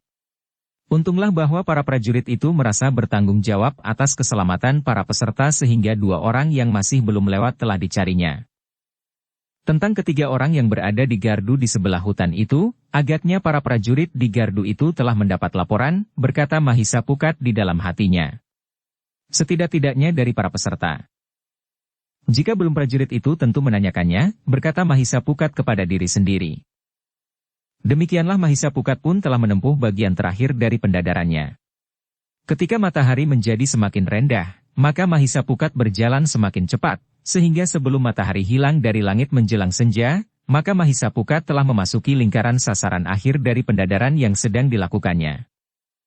Mahisa Pukat memang menjadi berdebar-debar ketika ia memasuki sebuah padukuhan yang diisyaratkan sebagai tujuan akhir. Padukuhan yang dikelilingi lingkungan persawahan dan pategalan yang subur. Demikian Mahisa Pukat memasuki sebuah jalan yang agak lebar yang turun ke sebuah bulak yang luas, terasa betapa dadanya menjadi lapang. Dengan cepat ia melangkah menuju pintu gerbang padukuhan itu melewati pategalan yang sedang ditanami palawija. Agaknya air agak sulit mencapai daerah pategalan yang memang agak lebih tinggi. Namun pategalan itu bukannya pategalan yang gersang. Ketika Mahisa Pukat mendekati pintu gerbang padukuhan itu, ternyata beberapa orang prajurit telah menunggu. Bahkan anak-anak muda banyak pula berdiri di seputar pintu gerbang itu. Agaknya mereka memang menunggu orang terakhir yang mengikuti pendadaran itu. Demikian Mahisa Pukat memasuki pintu gerbang, maka anak-anak muda itu pun bertepuk tangan riuh. Seorang prajurit menyatakan bahwa anak muda yang datang itu adalah peserta yang terakhir yang memasuki batas jarak pendadaran dalam waktu yang tidak lebih dari batas yang ditentukan. Oleh seorang prajurit Mahisa Pukat langsung dibawa ke banjar padukuhan. Demikian ia memasuki halaman banjar, maka ia pun melihat beberapa orang perwira telah berada di banjar. Termasuk Gajah Saraya. Bahkan Mahisa Pukat pun melihat beberapa orang prajurit yang dapat dikenalinya sebagai para petugas yang berada di sepanjang lintasan pendadarannya. Seorang prajurit yang bertugas menerima para peserta itu pun kemudian telah mempersilahkan Mahisa Pukat untuk langsung naik ke serambi samping. Mahisa Pukat mengangguk hormat. Ia pun segera melangkah menuju ke serambi samping. Prajurit yang mempersilahkan naik ke serambi itu sempat berkata kepadanya, "Anak muda, kau nampak masih begitu segar, sementara kawan-kawanmu semuanya nampak kelelahan." Mahisa Pukat termangu-mangu sejenak. Namun kemudian ia pun menjawab, "Aku hanya berpura-pura. Sebenarnya lah aku hampir menjadi pingsan." Prajurit itu tersenyum. Katanya, kau kira aku tidak dapat melihat keadaanmu dan keadaan kawan-kawanmu? Aku mampu memperbandingkannya. Aku justru ingin mengucapkan selamat kepadamu. Mudah-mudahan pada pendadaran selanjutnya kau juga mampu menunjukkan kelebihanmu seperti sekarang ini. Mahisa Pukat menarik nafas dalam-dalam. Dengan nada dalam ia menjawab, doakan saja Kisanak. Prajurit itu menepuk bahu Mahisa Pukat. Katanya, kau tentu memiliki tenaga setegar seekor kuda. Mahisa Pukatlah yang tersenyum. Katanya, mungkin. Tetapi seekor kuda kerdil. Prajurit itu tertawa. Sambil menunjuk ia berkata, di sana mereka yang baru saja menyelesaikan pendadaran menunggu. Ada beberapa orang yang tidak dapat mencapai tempat ini. Sayang sekali bahwa mereka tidak dapat ikut meramaikan pendadaran berikutnya. Mahisa Pukat mengangguk-angguk. Katanya, mudah-mudahan aku dapat menembus pendadaran berikutnya. Tetapi apakah aku boleh mengerti, pendadaran ini diselenggarakan dalam berapa lapis? Tentu boleh, jawab prajurit itu, ada 3 lapis. Nampaknya kau sudah menyelesaikan pendadaran pada lapis pertama. Mudah-mudahan, jawab Mahisa Pukat. Prajurit itu termangu-mangu sejenak. Ia telah memandang keadaan di sekelilingnya. Baru kemudian ia berdesis, aku tidak ingin mendahului para perwira yang akan mengambil keputusan. Tetapi nampaknya kau memenuhi segala persyaratan. Bahkan melebihi dari yang lain, karena kau masih nampak paling tegar di antara kawan-kawanmu yang lain. Mahisa Pukat tertawa kecil. Katanya, kau masih saja memuji. Terima kasih. Demikianlah, maka Mahisa Pukat pun segera naik ke serambi. Demikian ia memasuki serambi yang dibatasi dinding sebelah itu, maka dilihatnya beberapa orang yang duduk di atas tikar itu terbentang seluas serambi itu. Bahkan ada di antara mereka yang terbaring dan menjulurkan kaki kelelahan. Mahisa Pukat tidak ingin mendapat perhatian lebih dari mereka yang telah berada di serambi. Mereka adalah anak-anak muda yang baru saja menyelesaikan pendadaran. Terutama mereka yang menyelesaikan pendadaran pada giliran-giliran terakhir. Karena itu, demikian ia melangkah masuk, maka ia pun segera menjatuhkan dirinya sambil menjelujurkan kakinya. Dipijit-pijitnya kakinya sehingga Mahisa Pukat pun nampak kelelahan seperti kawan-kawannya yang lain. Seorang yang bertubuh tinggi besar yang duduk tidak jauh dari Mahisa Pukat bertanya, kaukah yang mendapat giliran terakhir? Ya, jawab Mahisa Pukat, hampir saja aku tidak mencapai tempat ini. Aku juga, berkata anak muda yang bertubuh raksasa itu, untunglah bahwa pada saat-saat terakhir aku masih mampu mengerahkan sisa-sisa tenagaku meskipun nafasku hampir terputus. Aku hampir berputus asa, desis seorang anak muda yang bertubuh sedang. Namun pada tubuhnya yang sedang itu nampak tersimpan kekuatan yang besar. Meskipun demikian ia juga nampak kelelahan sebagaimana anak muda yang bertubuh raksasa itu. Sesaat kemudian, seorang anak muda yang berjambang lebat, berkumis tebal dan berikat kepala hitam memasuki serambi itu pula. Nampaknya ia justru sudah cukup lama beristirahat sehingga tubuhnya sudah nampak semakin segar. Dengan nada tinggi ia berkata, baru pada pendadaran pertama, kalian sudah hampir mati kehabisan nafas. Bagaimana dengan pendadaran berikutnya? Kenapa kalian tidak menarik diri saja daripada hanya membuang-buang waktu? Anak muda yang bertubuh raksasa itu mengerutkan dahinya. Tiba-tiba saja ia bertanya, kau peserta pada urutan keberapa? Kedua, jawab anak muda yang berjambang lebat itu. Kau sudah sempat beristirahat, desis yang bertubuh raksasa tetapi masih kelelahan itu. Sejak aku sampai ke tempat ini, aku sama sekali tidak merasa letih. Aku tetap segar. Pendadaran ini tidak berarti apa-apa bagiku, jawab anak muda yang berjambang lebat. Mahisa Pukat mulai cemas bahwa pembicaraan itu akan berkepanjangan. Tetapi ternyata anak muda yang bertubuh raksasa itu berdesis, ternyata aku harus memikul beban berat badanku lebih dari berat badanmu. Aku hampir mati di perjalanan. Mahisa Pukat menarik nafas dalam-dalam. Pembicaraan itu pun terhenti karenanya. Justru karena pengakuan anak muda yang bertubuh raksasa itu. Dalam pada itu, seorang prajurit telah datang untuk memberitahukan kepada Mahisa Pukat bahwa telah disediakan minuman dan makanan di dapur Banjar itu. Mahisa Pukat mengangguk sambil berdesis, terima kasih. Apakah kau masih dapat berjalan ke dapur? Bertanya prajurit itu. Tentu, jawab Mahisa Pukat, tenggorokanku kering dan sudah tentu perutku sangat lapar. Mahisa Pukat pun kemudian berdiri dan berjalan tertatih-tatih menuruni tangga serambi. Sementara itu anak muda berjambang lebat itu tertawa sambil berkata, seharusnya kau tidak usah ikut pendadaran ini. Ikut saja pendadaran untuk menjadi juru madaran. Mahisa Pukat memang berpaling. Tetapi ia tidak ingin menjawab. Namun yang justru menjawab adalah anak muda bertubuh raksasa, tetapi ia berhasil mencapai batas akhir seperti kita. Aku juga kelelahan dan hampir semuanya mengalaminya. Bahkan barangkali kau pun juga kelelahan ketika kau baru saja datang. Tidak, jawab anak muda berjambang itu, aku datang dalam keadaan yang masih segar sama sekali. Anak muda berjambang itu tidak mengira bahwa prajurit yang mempersilahkan Mahisa Pukat itulah yang akan menyahut, jangan berbohong. Aku melihat bagaimana kau memasuki pintu gerbang Banjar ini. Anak muda itu berpaling. Wajahnya memang menjadi merah. Namun ia masih juga menjawab, tetapi bagaimanapun juga, aku memasuki halaman ini dalam keadaan yang lebih baik dari kalian semuanya. Ternyata anak-anak muda yang lain merasa lebih baik berdiam diri. Mereka masih ingin beristirahat. Karena itu maka mereka tidak merasa perlu untuk berbantah. Mahisa Pukat yang berjalan ke dapur agaknya lupa bahwa ia seharusnya masih kelelahan. Tetapi Mahisa Pukat berjalan setegar prajurit yang mengajaknya ke dapur. Anak-anak muda di serambi tidak sempat memperhatikannya. Tetapi prajurit itu berkata, keadaanmu jauh lebih baik dari anak muda berjambang itu. Aku kelelahan, kehausan dan kelaparan, jawab Mahisa Pukat, tetapi aku sempat beristirahat sejenak, sehingga keadaanku menjadi lebih baik. Prajurit itu tidak berkata apa-apa lagi. Sementara itu Mahisa Pukat pun telah berada di dapur untuk meneguk minuman hangat dan makan. Tetapi petugas yang menghidangkan kepadanya memperingatkan bahwa sebaiknya Mahisa Pukat tidak tergesa-gesa meneguk minumannya dan jangan makan terlalu banyak. Malam itu, semua peserta harus tidur di Banjar.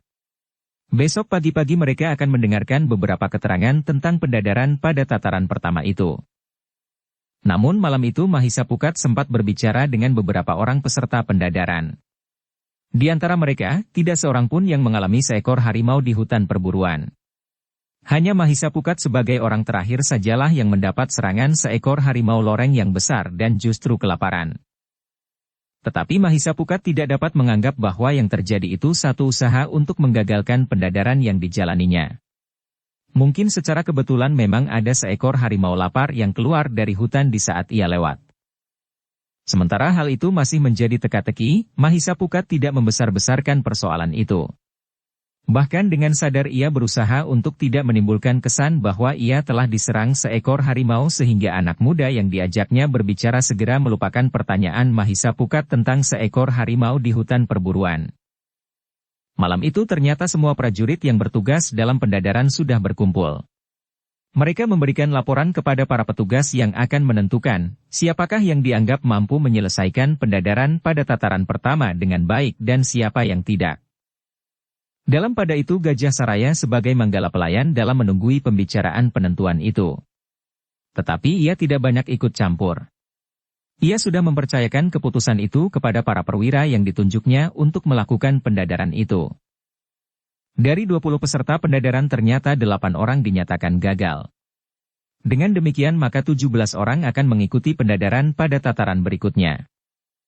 Ketika keputusan itu diumumkan pada pagi harinya, maka para peserta itu sudah tidak terkejut lagi. Bahkan mereka yang gagal pun telah merasa sejak sebelumnya, bahwa mereka tidak akan mendapat kesempatan untuk mengikuti pendadaran berikutnya. Mahisa Pukat ternyata mendapat kesempatan untuk mengikuti pendadaran para tataran berikutnya. Meskipun ia merasa bahwa ada sesuatu yang tidak wajar, khusus bagi dirinya, namun ternyata ia telah mampu mengatasi bukan saja pendadaran itu sendiri, tetapi juga satu sikap yang tidak wajar terhadap dirinya. Terutama ketika tiba-tiba saja seekor harimau telah menyerangnya ketika ia berada di hutan perburuan. Juga kenapa para prajurit yang bertugas di gardu di belakang hutan perburuan itu merasa heran bahwa pisaunya tidak bernoda darah. Tetapi Mahisa Pukat tidak mengungkapkan kecurigaannya itu kepada kawan-kawannya. Demikian maka 17 orang akan mengikuti pendadaran pada tataran berikutnya. Baru kemudian, ketika Mahisa Pukat dan para peserta itu diperkenankan pulang ke rumah masing-masing untuk menunggu saatnya pendadaran pada tataran kedua, Mahisa Pukat menceritakan kecurigaannya itu kepada ayahnya. Mahendra mengangguk-angguk mendengar pengaduan anaknya itu. Namun demikian ia berkata, tetapi ternyata kau masih mendapat perlindungan dari Yang Maha Agung. Bersyukurlah bahwa kau masih akan mendapat kesempatan untuk mengikuti pendadaran pada tataran berikutnya. Mahisa Pukat mengangguk-angguk. Katanya, ya ayah. Mudah-mudahan aku dapat menyelesaikan pendadaran pada tataran-tataran berikutnya dengan baik. Karena itu, berdoalah.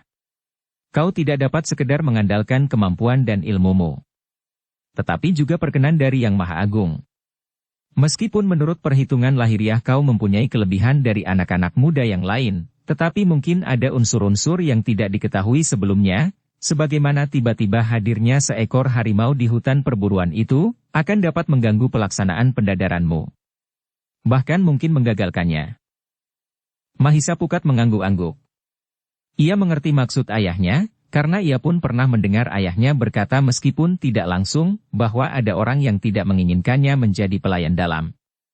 Bukan karena sikap dan tingkah laku Mahisa Pukat atau karena sebab-sebab lain yang menyangkut anak muda itu, karena orang tidak senang melihatnya memasuki lingkungan pelayan dalam itu belum mengenal secara pribadi anak muda itu. Tetapi justru karena orang itu merasa tersinggung bahwa Mahendra telah berhubungan langsung dengan Sri Maharaja. Dengan demikian maka Mahisa Pukat memang harus berhati-hati untuk seterusnya. Ia memang harus selalu berdoa untuk mendapat perlindungan dan bimbingan dari Yang Maha Agung.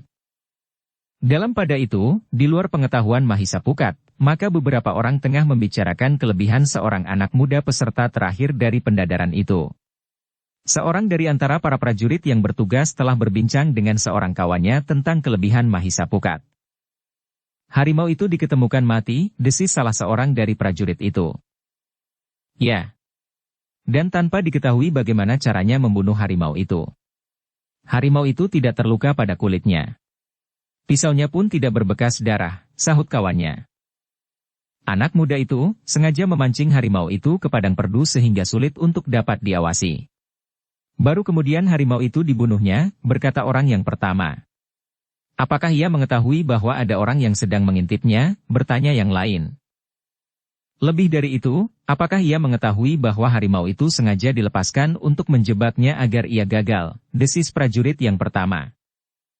Untunglah bahwa ia tidak justru terbunuh oleh harimau itu, berkata kawannya. Jika terjadi demikian, itu adalah salahnya sendiri. Ia telah menjauhkan diri dari kita yang siap membantunya, berkata prajurit yang pertama.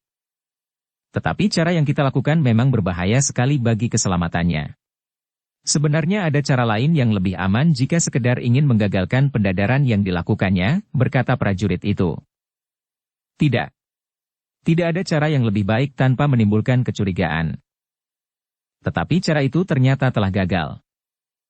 Mungkin pada pendadaran berikutnya akan dapat diketemukan cara yang lebih baik dan tidak menimbulkan kecurigaan pula. Kawannya hanya mengangguk-angguk saja. Tetapi ia tidak tahu, kenapa peserta terakhir itu harus digagalkan, yang dilakukannya adalah sekedar menjalankan perintah dari pemimpin kelompoknya yang bersifat rahasia, karena hanya beberapa orang prajurit sajalah yang mengetahuinya.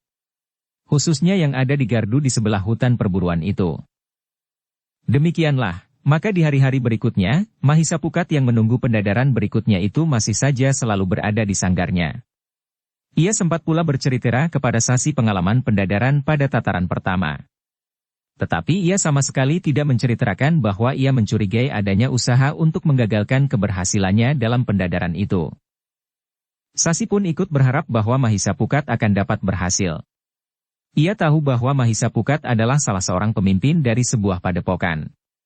Tetapi Sasi memang lebih senang tinggal di kota raja daripada di padepokan yang terpencil.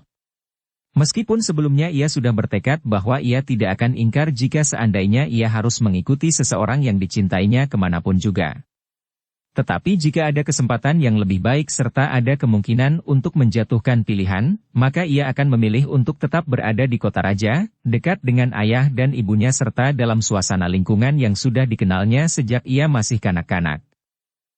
Karena itu, maka Sasi pun telah mendorong agar Mahisa Pukat berhasil melintasi pendadaran-pendadaran yang ternyata cukup berat. Jadi masih ada 2 tataran lagi, bertanya Sasi. Ya Sasi, jawab Mahisa Pukat, aku minta kau berdoa agar aku berhasil mengatasinya. Tentu Kakang. Aku akan selalu berdoa. Bahkan mungkin ayah akan dapat membantumu, agar kau dapat diterima tanpa kesulitan, sahut Sasi. Tidak Sasi. Jangan melibatkan ayahmu. Biarlah aku berusaha dengan kemampuanku sendiri. Sekaligus aku akan dapat menguji, seberapa jauh kemampuan yang aku miliki sebagai bekal hidupku di masa mendatang. Apalagi aku yakin, bahwa ayahmu tentu akan menolaknya. Ayahmu tentu juga ingin tahu, apakah aku memiliki kemampuan yang pantas sebagai seorang anak muda, cegah Mahisa Pukat dengan serta-merta. Sasi mengangguk-angguk kecil. Katanya, jika itu yang kau kehendaki, aku tentu sependapat. Yang masih tinggal tidak begitu banyak lagi Sasi. Tinggal 17 orang. Sedangkan 10 diantaranya akan diterima menjadi pelayan dalam, berkata Mahisa Pukat kemudian. Dengan demikian maka Sasi pun ikut berharap-harap cemas. Seperti yang dikatakan oleh Mahisa Pukat, Sasi memang tidak akan minta bantuan ayahnya. Tetapi ia hanya sekedar menceritakan apa yang telah dilakukan oleh Mahisa Pukat. Arya Kuda Cemani tersenyum mendengar cerita Sasi. Katanya kemudian, jika pendadaran-pendadaran itu berlangsung wajar, maka Mahisa Pukat tentu dapat diterima. Ia memiliki kelebihan dari semua peserta. Kecuali jika terjadi hal yang tidak wajar. Jika hal yang tidak wajar itu terjadi, maka adalah kewajibanku untuk memberikan laporan meskipun segala keputusan terakhir bukan lagi wewenangku. Sasi memang menjadi berbesar hati. Dengan demikian, maka kemungkinan terbesar adalah bahwa Mahisa Pukat akan dapat diterima, menjadi pelayan dalam di Istana Singasari. Dalam pada itu, Gajah Seraya dan beberapa orang perwira prajurit Singasari sedang mempersiapkan pendadaran pada tataran kedua. Peserta yang ikut dalam pendadaran itu tinggal 17 orang. Namun Gajah Seraya kemudian berkata kepada para perwira yang ikut menyelenggarakan pendadaran, kita tidak harus mengambil 10 orang dari mereka. Jika yang 17 orang itu ternyata tidak memenuhi syarat dan gagal dalam pendadaran berikutnya, maka mungkin semuanya akan batal. Tidak seorang pun yang dapat diangkat. Kita harus mencari orang-orang baru yang memiliki kemampuan lebih baik sehingga kita harus mulai lagi pendadaran sejak tataran pertama. Para perwira yang lain hanya mengangguk-angguk. Ia menganggap bahwa ketentuan itu wajar. Yang penting bagi Gajah Seraya bukan sekedar 10 orang. Tetapi 10 orang yang benar-benar memenuhi persyaratan yang ditentukan bagi seorang pelayan dalam. Dalam pada itu, maka para perwira yang mempersiapkan pendadaran pada tataran berikutnya itu telah menentukan bersama Gajah Seraya, bahwa setiap orang yang mengikuti pendadaran akan saling bertempur untuk menilai kemampuan olah kanuragan mereka masing-masing. Setiap anak muda yang mengikuti pendadaran itu akan bertempur masing-masing 4 kali dengan lawan yang berlainan di antara para peserta itu sendiri. Dengan demikian maka para perwira yang menilai para peserta itu akan dapat menilai dan memperbandingkan kemampuan para peserta itu, sehingga mereka akan dapat memilih anak-anak muda yang terbaik di antara mereka. Anak-anak muda yang kemampuannya berada di bawah bekal yang diharapkan pada seorang pelayan dalam, tidak akan dapat mengikuti pendadaran pada tataran berikutnya. Seandainya semuanya memiliki kemampuan yang cukup, maka pendadaran berikutnya lah yang akan menentukan siapakah di antara mereka yang terpilih. Untuk mengatur giliran para peserta itu memang agak rumit. Namun pada dasarnya hal itu akan dapat diatur kemudian dengan undian. Setelah hal itu disetujui dan diatur segala sesuatunya yang berhubungan dengan pendadaran pada tataran berikutnya itu, maka para peserta yang tinggal 17 orang itu pun segera dipanggil untuk menerima penjelasan dari Gajah Seraya langsung. Di antara mereka memang termasuk Mahisa Pukat. Bagi Mahisa Pukat memang tidak ada masalah jika ia harus bertanding 4 kali dengan lawan yang berbeda. Meskipun demikian Mahisa Pukat memang tidak pernah merendahkan siapapun juga. Pada hari yang ditentukan, maka pertandingan di antara para peserta pendadaran itu akan segera dilangsungkan. Pada hari yang pertama, maka baru dilakukan undian urutan dari pertandingan. Selanjutnya pertandingan akan diselenggarakan pagi dan sore hari. Seseorang paling banyak hanya akan bertanding 2 kali dalam sehari. Pagi dan sore.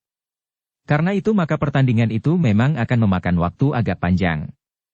Tetapi waktu yang panjang itu memang tidak menjadi soal karena pendadaran itu dianggap sangat penting bagi seorang yang akan memasuki lingkungan pelayan dalam. Sedikitnya akan diperlukan waktu 3 hari untuk keperluan pendadaran itu. Demikianlah, maka para peserta itu harus mempersiapkan diri mereka baik-baik.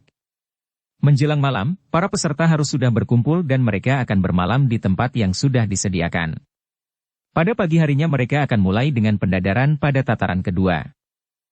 Setelah undian selesai, maka Mahisa Pukat sempat singgah di rumah Sasi untuk memberitahukan bahwa besok pagi ia sudah harus mulai dengan pertandingan-pertandingan dalam rangka pendadaran. Sementara itu, ayah Sasi yang kebetulan ada di rumah dan ikut menemui Mahisa Pukat berkata, "Aku akan melihat pertandingan-pertandingan dalam rangka pendadaran itu seutuhnya. Aku, atas dasar tugas yang aku emban, berhak untuk berbuat demikian, agar pendadaran itu dapat berlangsung wajar." Mahisa Pukat mengangguk hormat.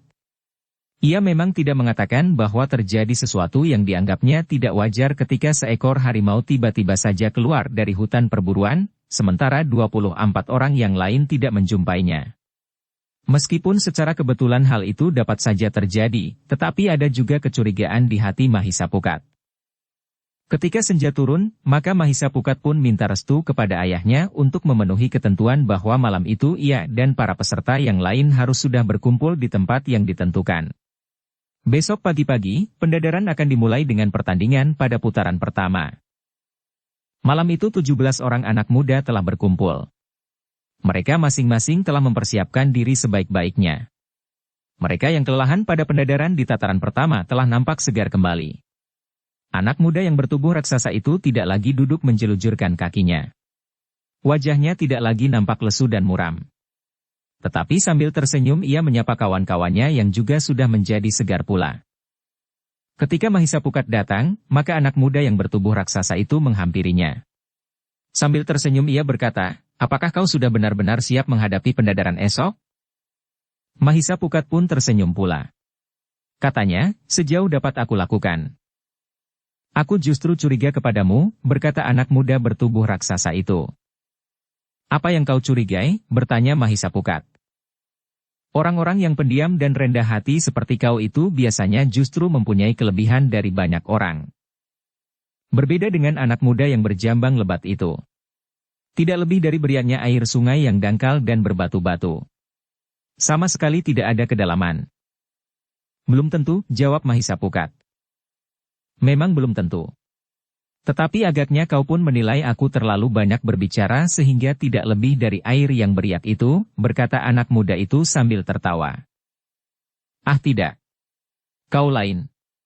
Aku justru tidak curiga kepadamu.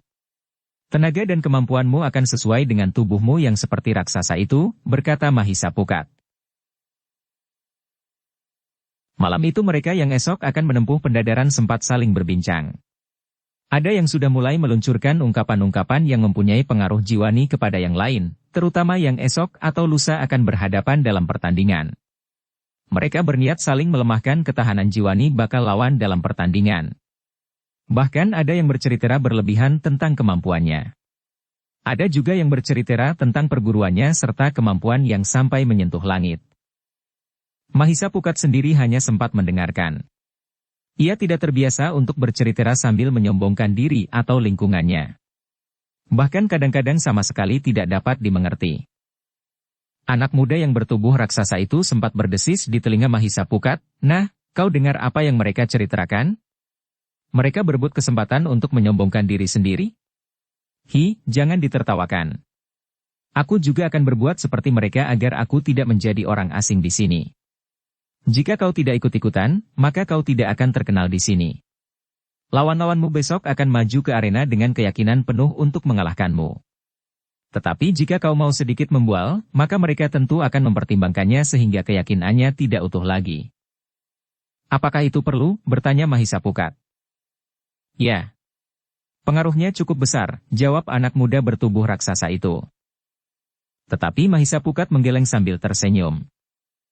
Katanya, "Aku tidak biasa berbuat seperti itu. Bukankah dengan demikian kau pantas dicurigai?" Mahisa Pukat tersenyum. Tetapi ia tidak menjawab. Anak muda bertubuh raksasa itu tertawa. Sambil menepuk pundak Mahisa Pukat ia berkata, "Ternyata kau memiliki keyakinan yang sangat teguh terhadap dirimu sendiri. Aku berani bertaruh bahwa dalam 4 kali pertandingan, kau tidak akan dikalahkan." Ah, desah Mahisa Pukat, belum tentu. Bukankah tidak ada kelebihan apa-apa padaku selain aku tidak cakap membual? Tetapi aku berani bertaruh. Hi, kau mau kita bertaruh? Jika kau kalah sekali saja, maka biarlah aku yang menang dalam taruhan ini. Ah, kau ini. Sudahlah, membuallah jika kau ingin membual, berkata Mahisa Pukat. Anak muda bertubuh raksasa itu tertawa berkepanjangan, sehingga beberapa orang telah berpaling kepadanya. Tetapi anak muda itu tidak dengan serta-merta diam. Bahkan ia telah mengambil sepotong besi yang nampaknya sudah dibawa dari rumahnya dan diletakkan di sudut ruangan.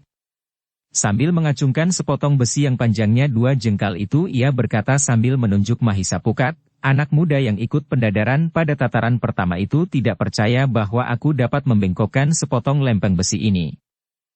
Anak-anak muda yang ada di ruang itu terdiam. Mereka semuanya memandang ke arah anak muda yang bertubuh raksasa itu. Di tangannya terdapat sebuah lempeng besi yang panjangnya 2 jengkal itu. Namun pada wajah beberapa orang memang nampak bahwa mereka juga tidak percaya bahwa anak muda itu dapat membengkokkan lempeng besi di tangannya itu meskipun anak muda itu bertubuh raksasa. Nah, aku ingin membuktikan kepada peserta terakhir ini bahwa aku dapat melakukannya, berkata anak muda itu. Semuanya pun terdiam. Wajah-wajah mereka menjadi tegang. Sementara itu, anak muda bertubuh raksasa itu telah memusatkan kekuatannya di kedua telapak tangannya. Anak muda itu pun kemudian telah menghentakkan kekuatannya. Tangannya yang berusaha membengkokkan besi itu menjadi gemetar. Wajahnya menjadi semburat merah. Namun perlahan-lahan besi itu memang menjadi bengkok sehingga kedua ujungnya bertemu. Ruangan itu benar-benar dicengkam ketegangan. Anak muda yang berjambang lebat itu pun memandang pameran kekuatan itu dengan mata yang hampir tidak berkedip. Demikian kedua ujung lempeng besi itu bertemu, maka anak muda itu pun menarik nafas dalam-dalam. Di luar sadar, dengan serta-merta beberapa orang anak muda bertepuk tangan. Namun anak muda yang berjambang tebal itu justru bangkit dan mendekatinya. Ternyata anak muda yang berjambang lebat itu ingin membuktikan apakah yang dibengkokkan oleh anak muda yang bertubuh raksasa itu benar-benar sepotong besi. Anak muda yang bertubuh raksasa itu tanggap akan maksud kawannya yang berjambang lebat itu. Karena itu, maka ia pun segera menyerahkan sepotong besi itu kepadanya. Sebenarnya lah yang kemudian digenggamnya itu benar-benar sepotong lempeng besi yang cukup tebal. Sehingga ia pun baru yakin bahwa anak muda bertubuh raksasa itu memang mempunyai kekuatan yang sangat besar. Tetapi bagi anak muda itu serta beberapa orang yang lain, kekuatan yang besar bukan satu-satunya senjata untuk dapat mengalahkan lawan dalam sebuah pertandingan. Kecerdikan, kecepatan gerak dan ketahanan tubuh termasuk di antara beberapa jenis senjata untuk memenangkan pertandingan. Meskipun demikian, apa yang telah ditunjukkan oleh anak muda bertubuh raksasa itu memang mendebarkan. Apalagi mereka yang pada gilirannya akan bertanding melawannya. Demikianlah, anak muda bertubuh raksasa itu telah duduk kembali di dekat Mahisa Pukat. Sambil menyerahkan besi yang sudah dibengkokkannya itu ia berkata, "Hi, apakah kau lihat bagaimana aku membual?" "Ya," jawab Mahisa Pukat. "Tetapi kau tidak sekedar membual karena kau benar-benar mampu melakukannya." "Sudahlah," anak muda bertubuh raksasa itu berdesis, "aku masih mempunyai kesempatan untuk menakut-nakuti bakal lawanku besok. Aku bukan orang yang terlalu yakin akan diriku sendiri seperti kau." Mahisa Pukat tidak menjawab. Tetapi sebenarnya lah bahwa pembicaraan di antara anak-anak muda itu memang menjadi semakin ramai. Seperti yang dikatakan oleh anak muda yang bertubuh raksasa itu, bahwa mereka memang sedang saling membual, menyombongkan diri dan berusaha mempengaruhi perasaan calon lawan bertanding dengan berbagai macam cara yang bagi Mahisa Pukat justru mentertawakan. Namun beberapa saat kemudian, maka pertemuan itu pun berakhir. Seorang prajurit telah mempersilahkan mereka untuk beristirahat. "Kalian harus tidur dan cukup beristirahat. Besok kalian akan turun ke gelanggang pertandingan dalam rangka pendadaran," berkata prajurit itu.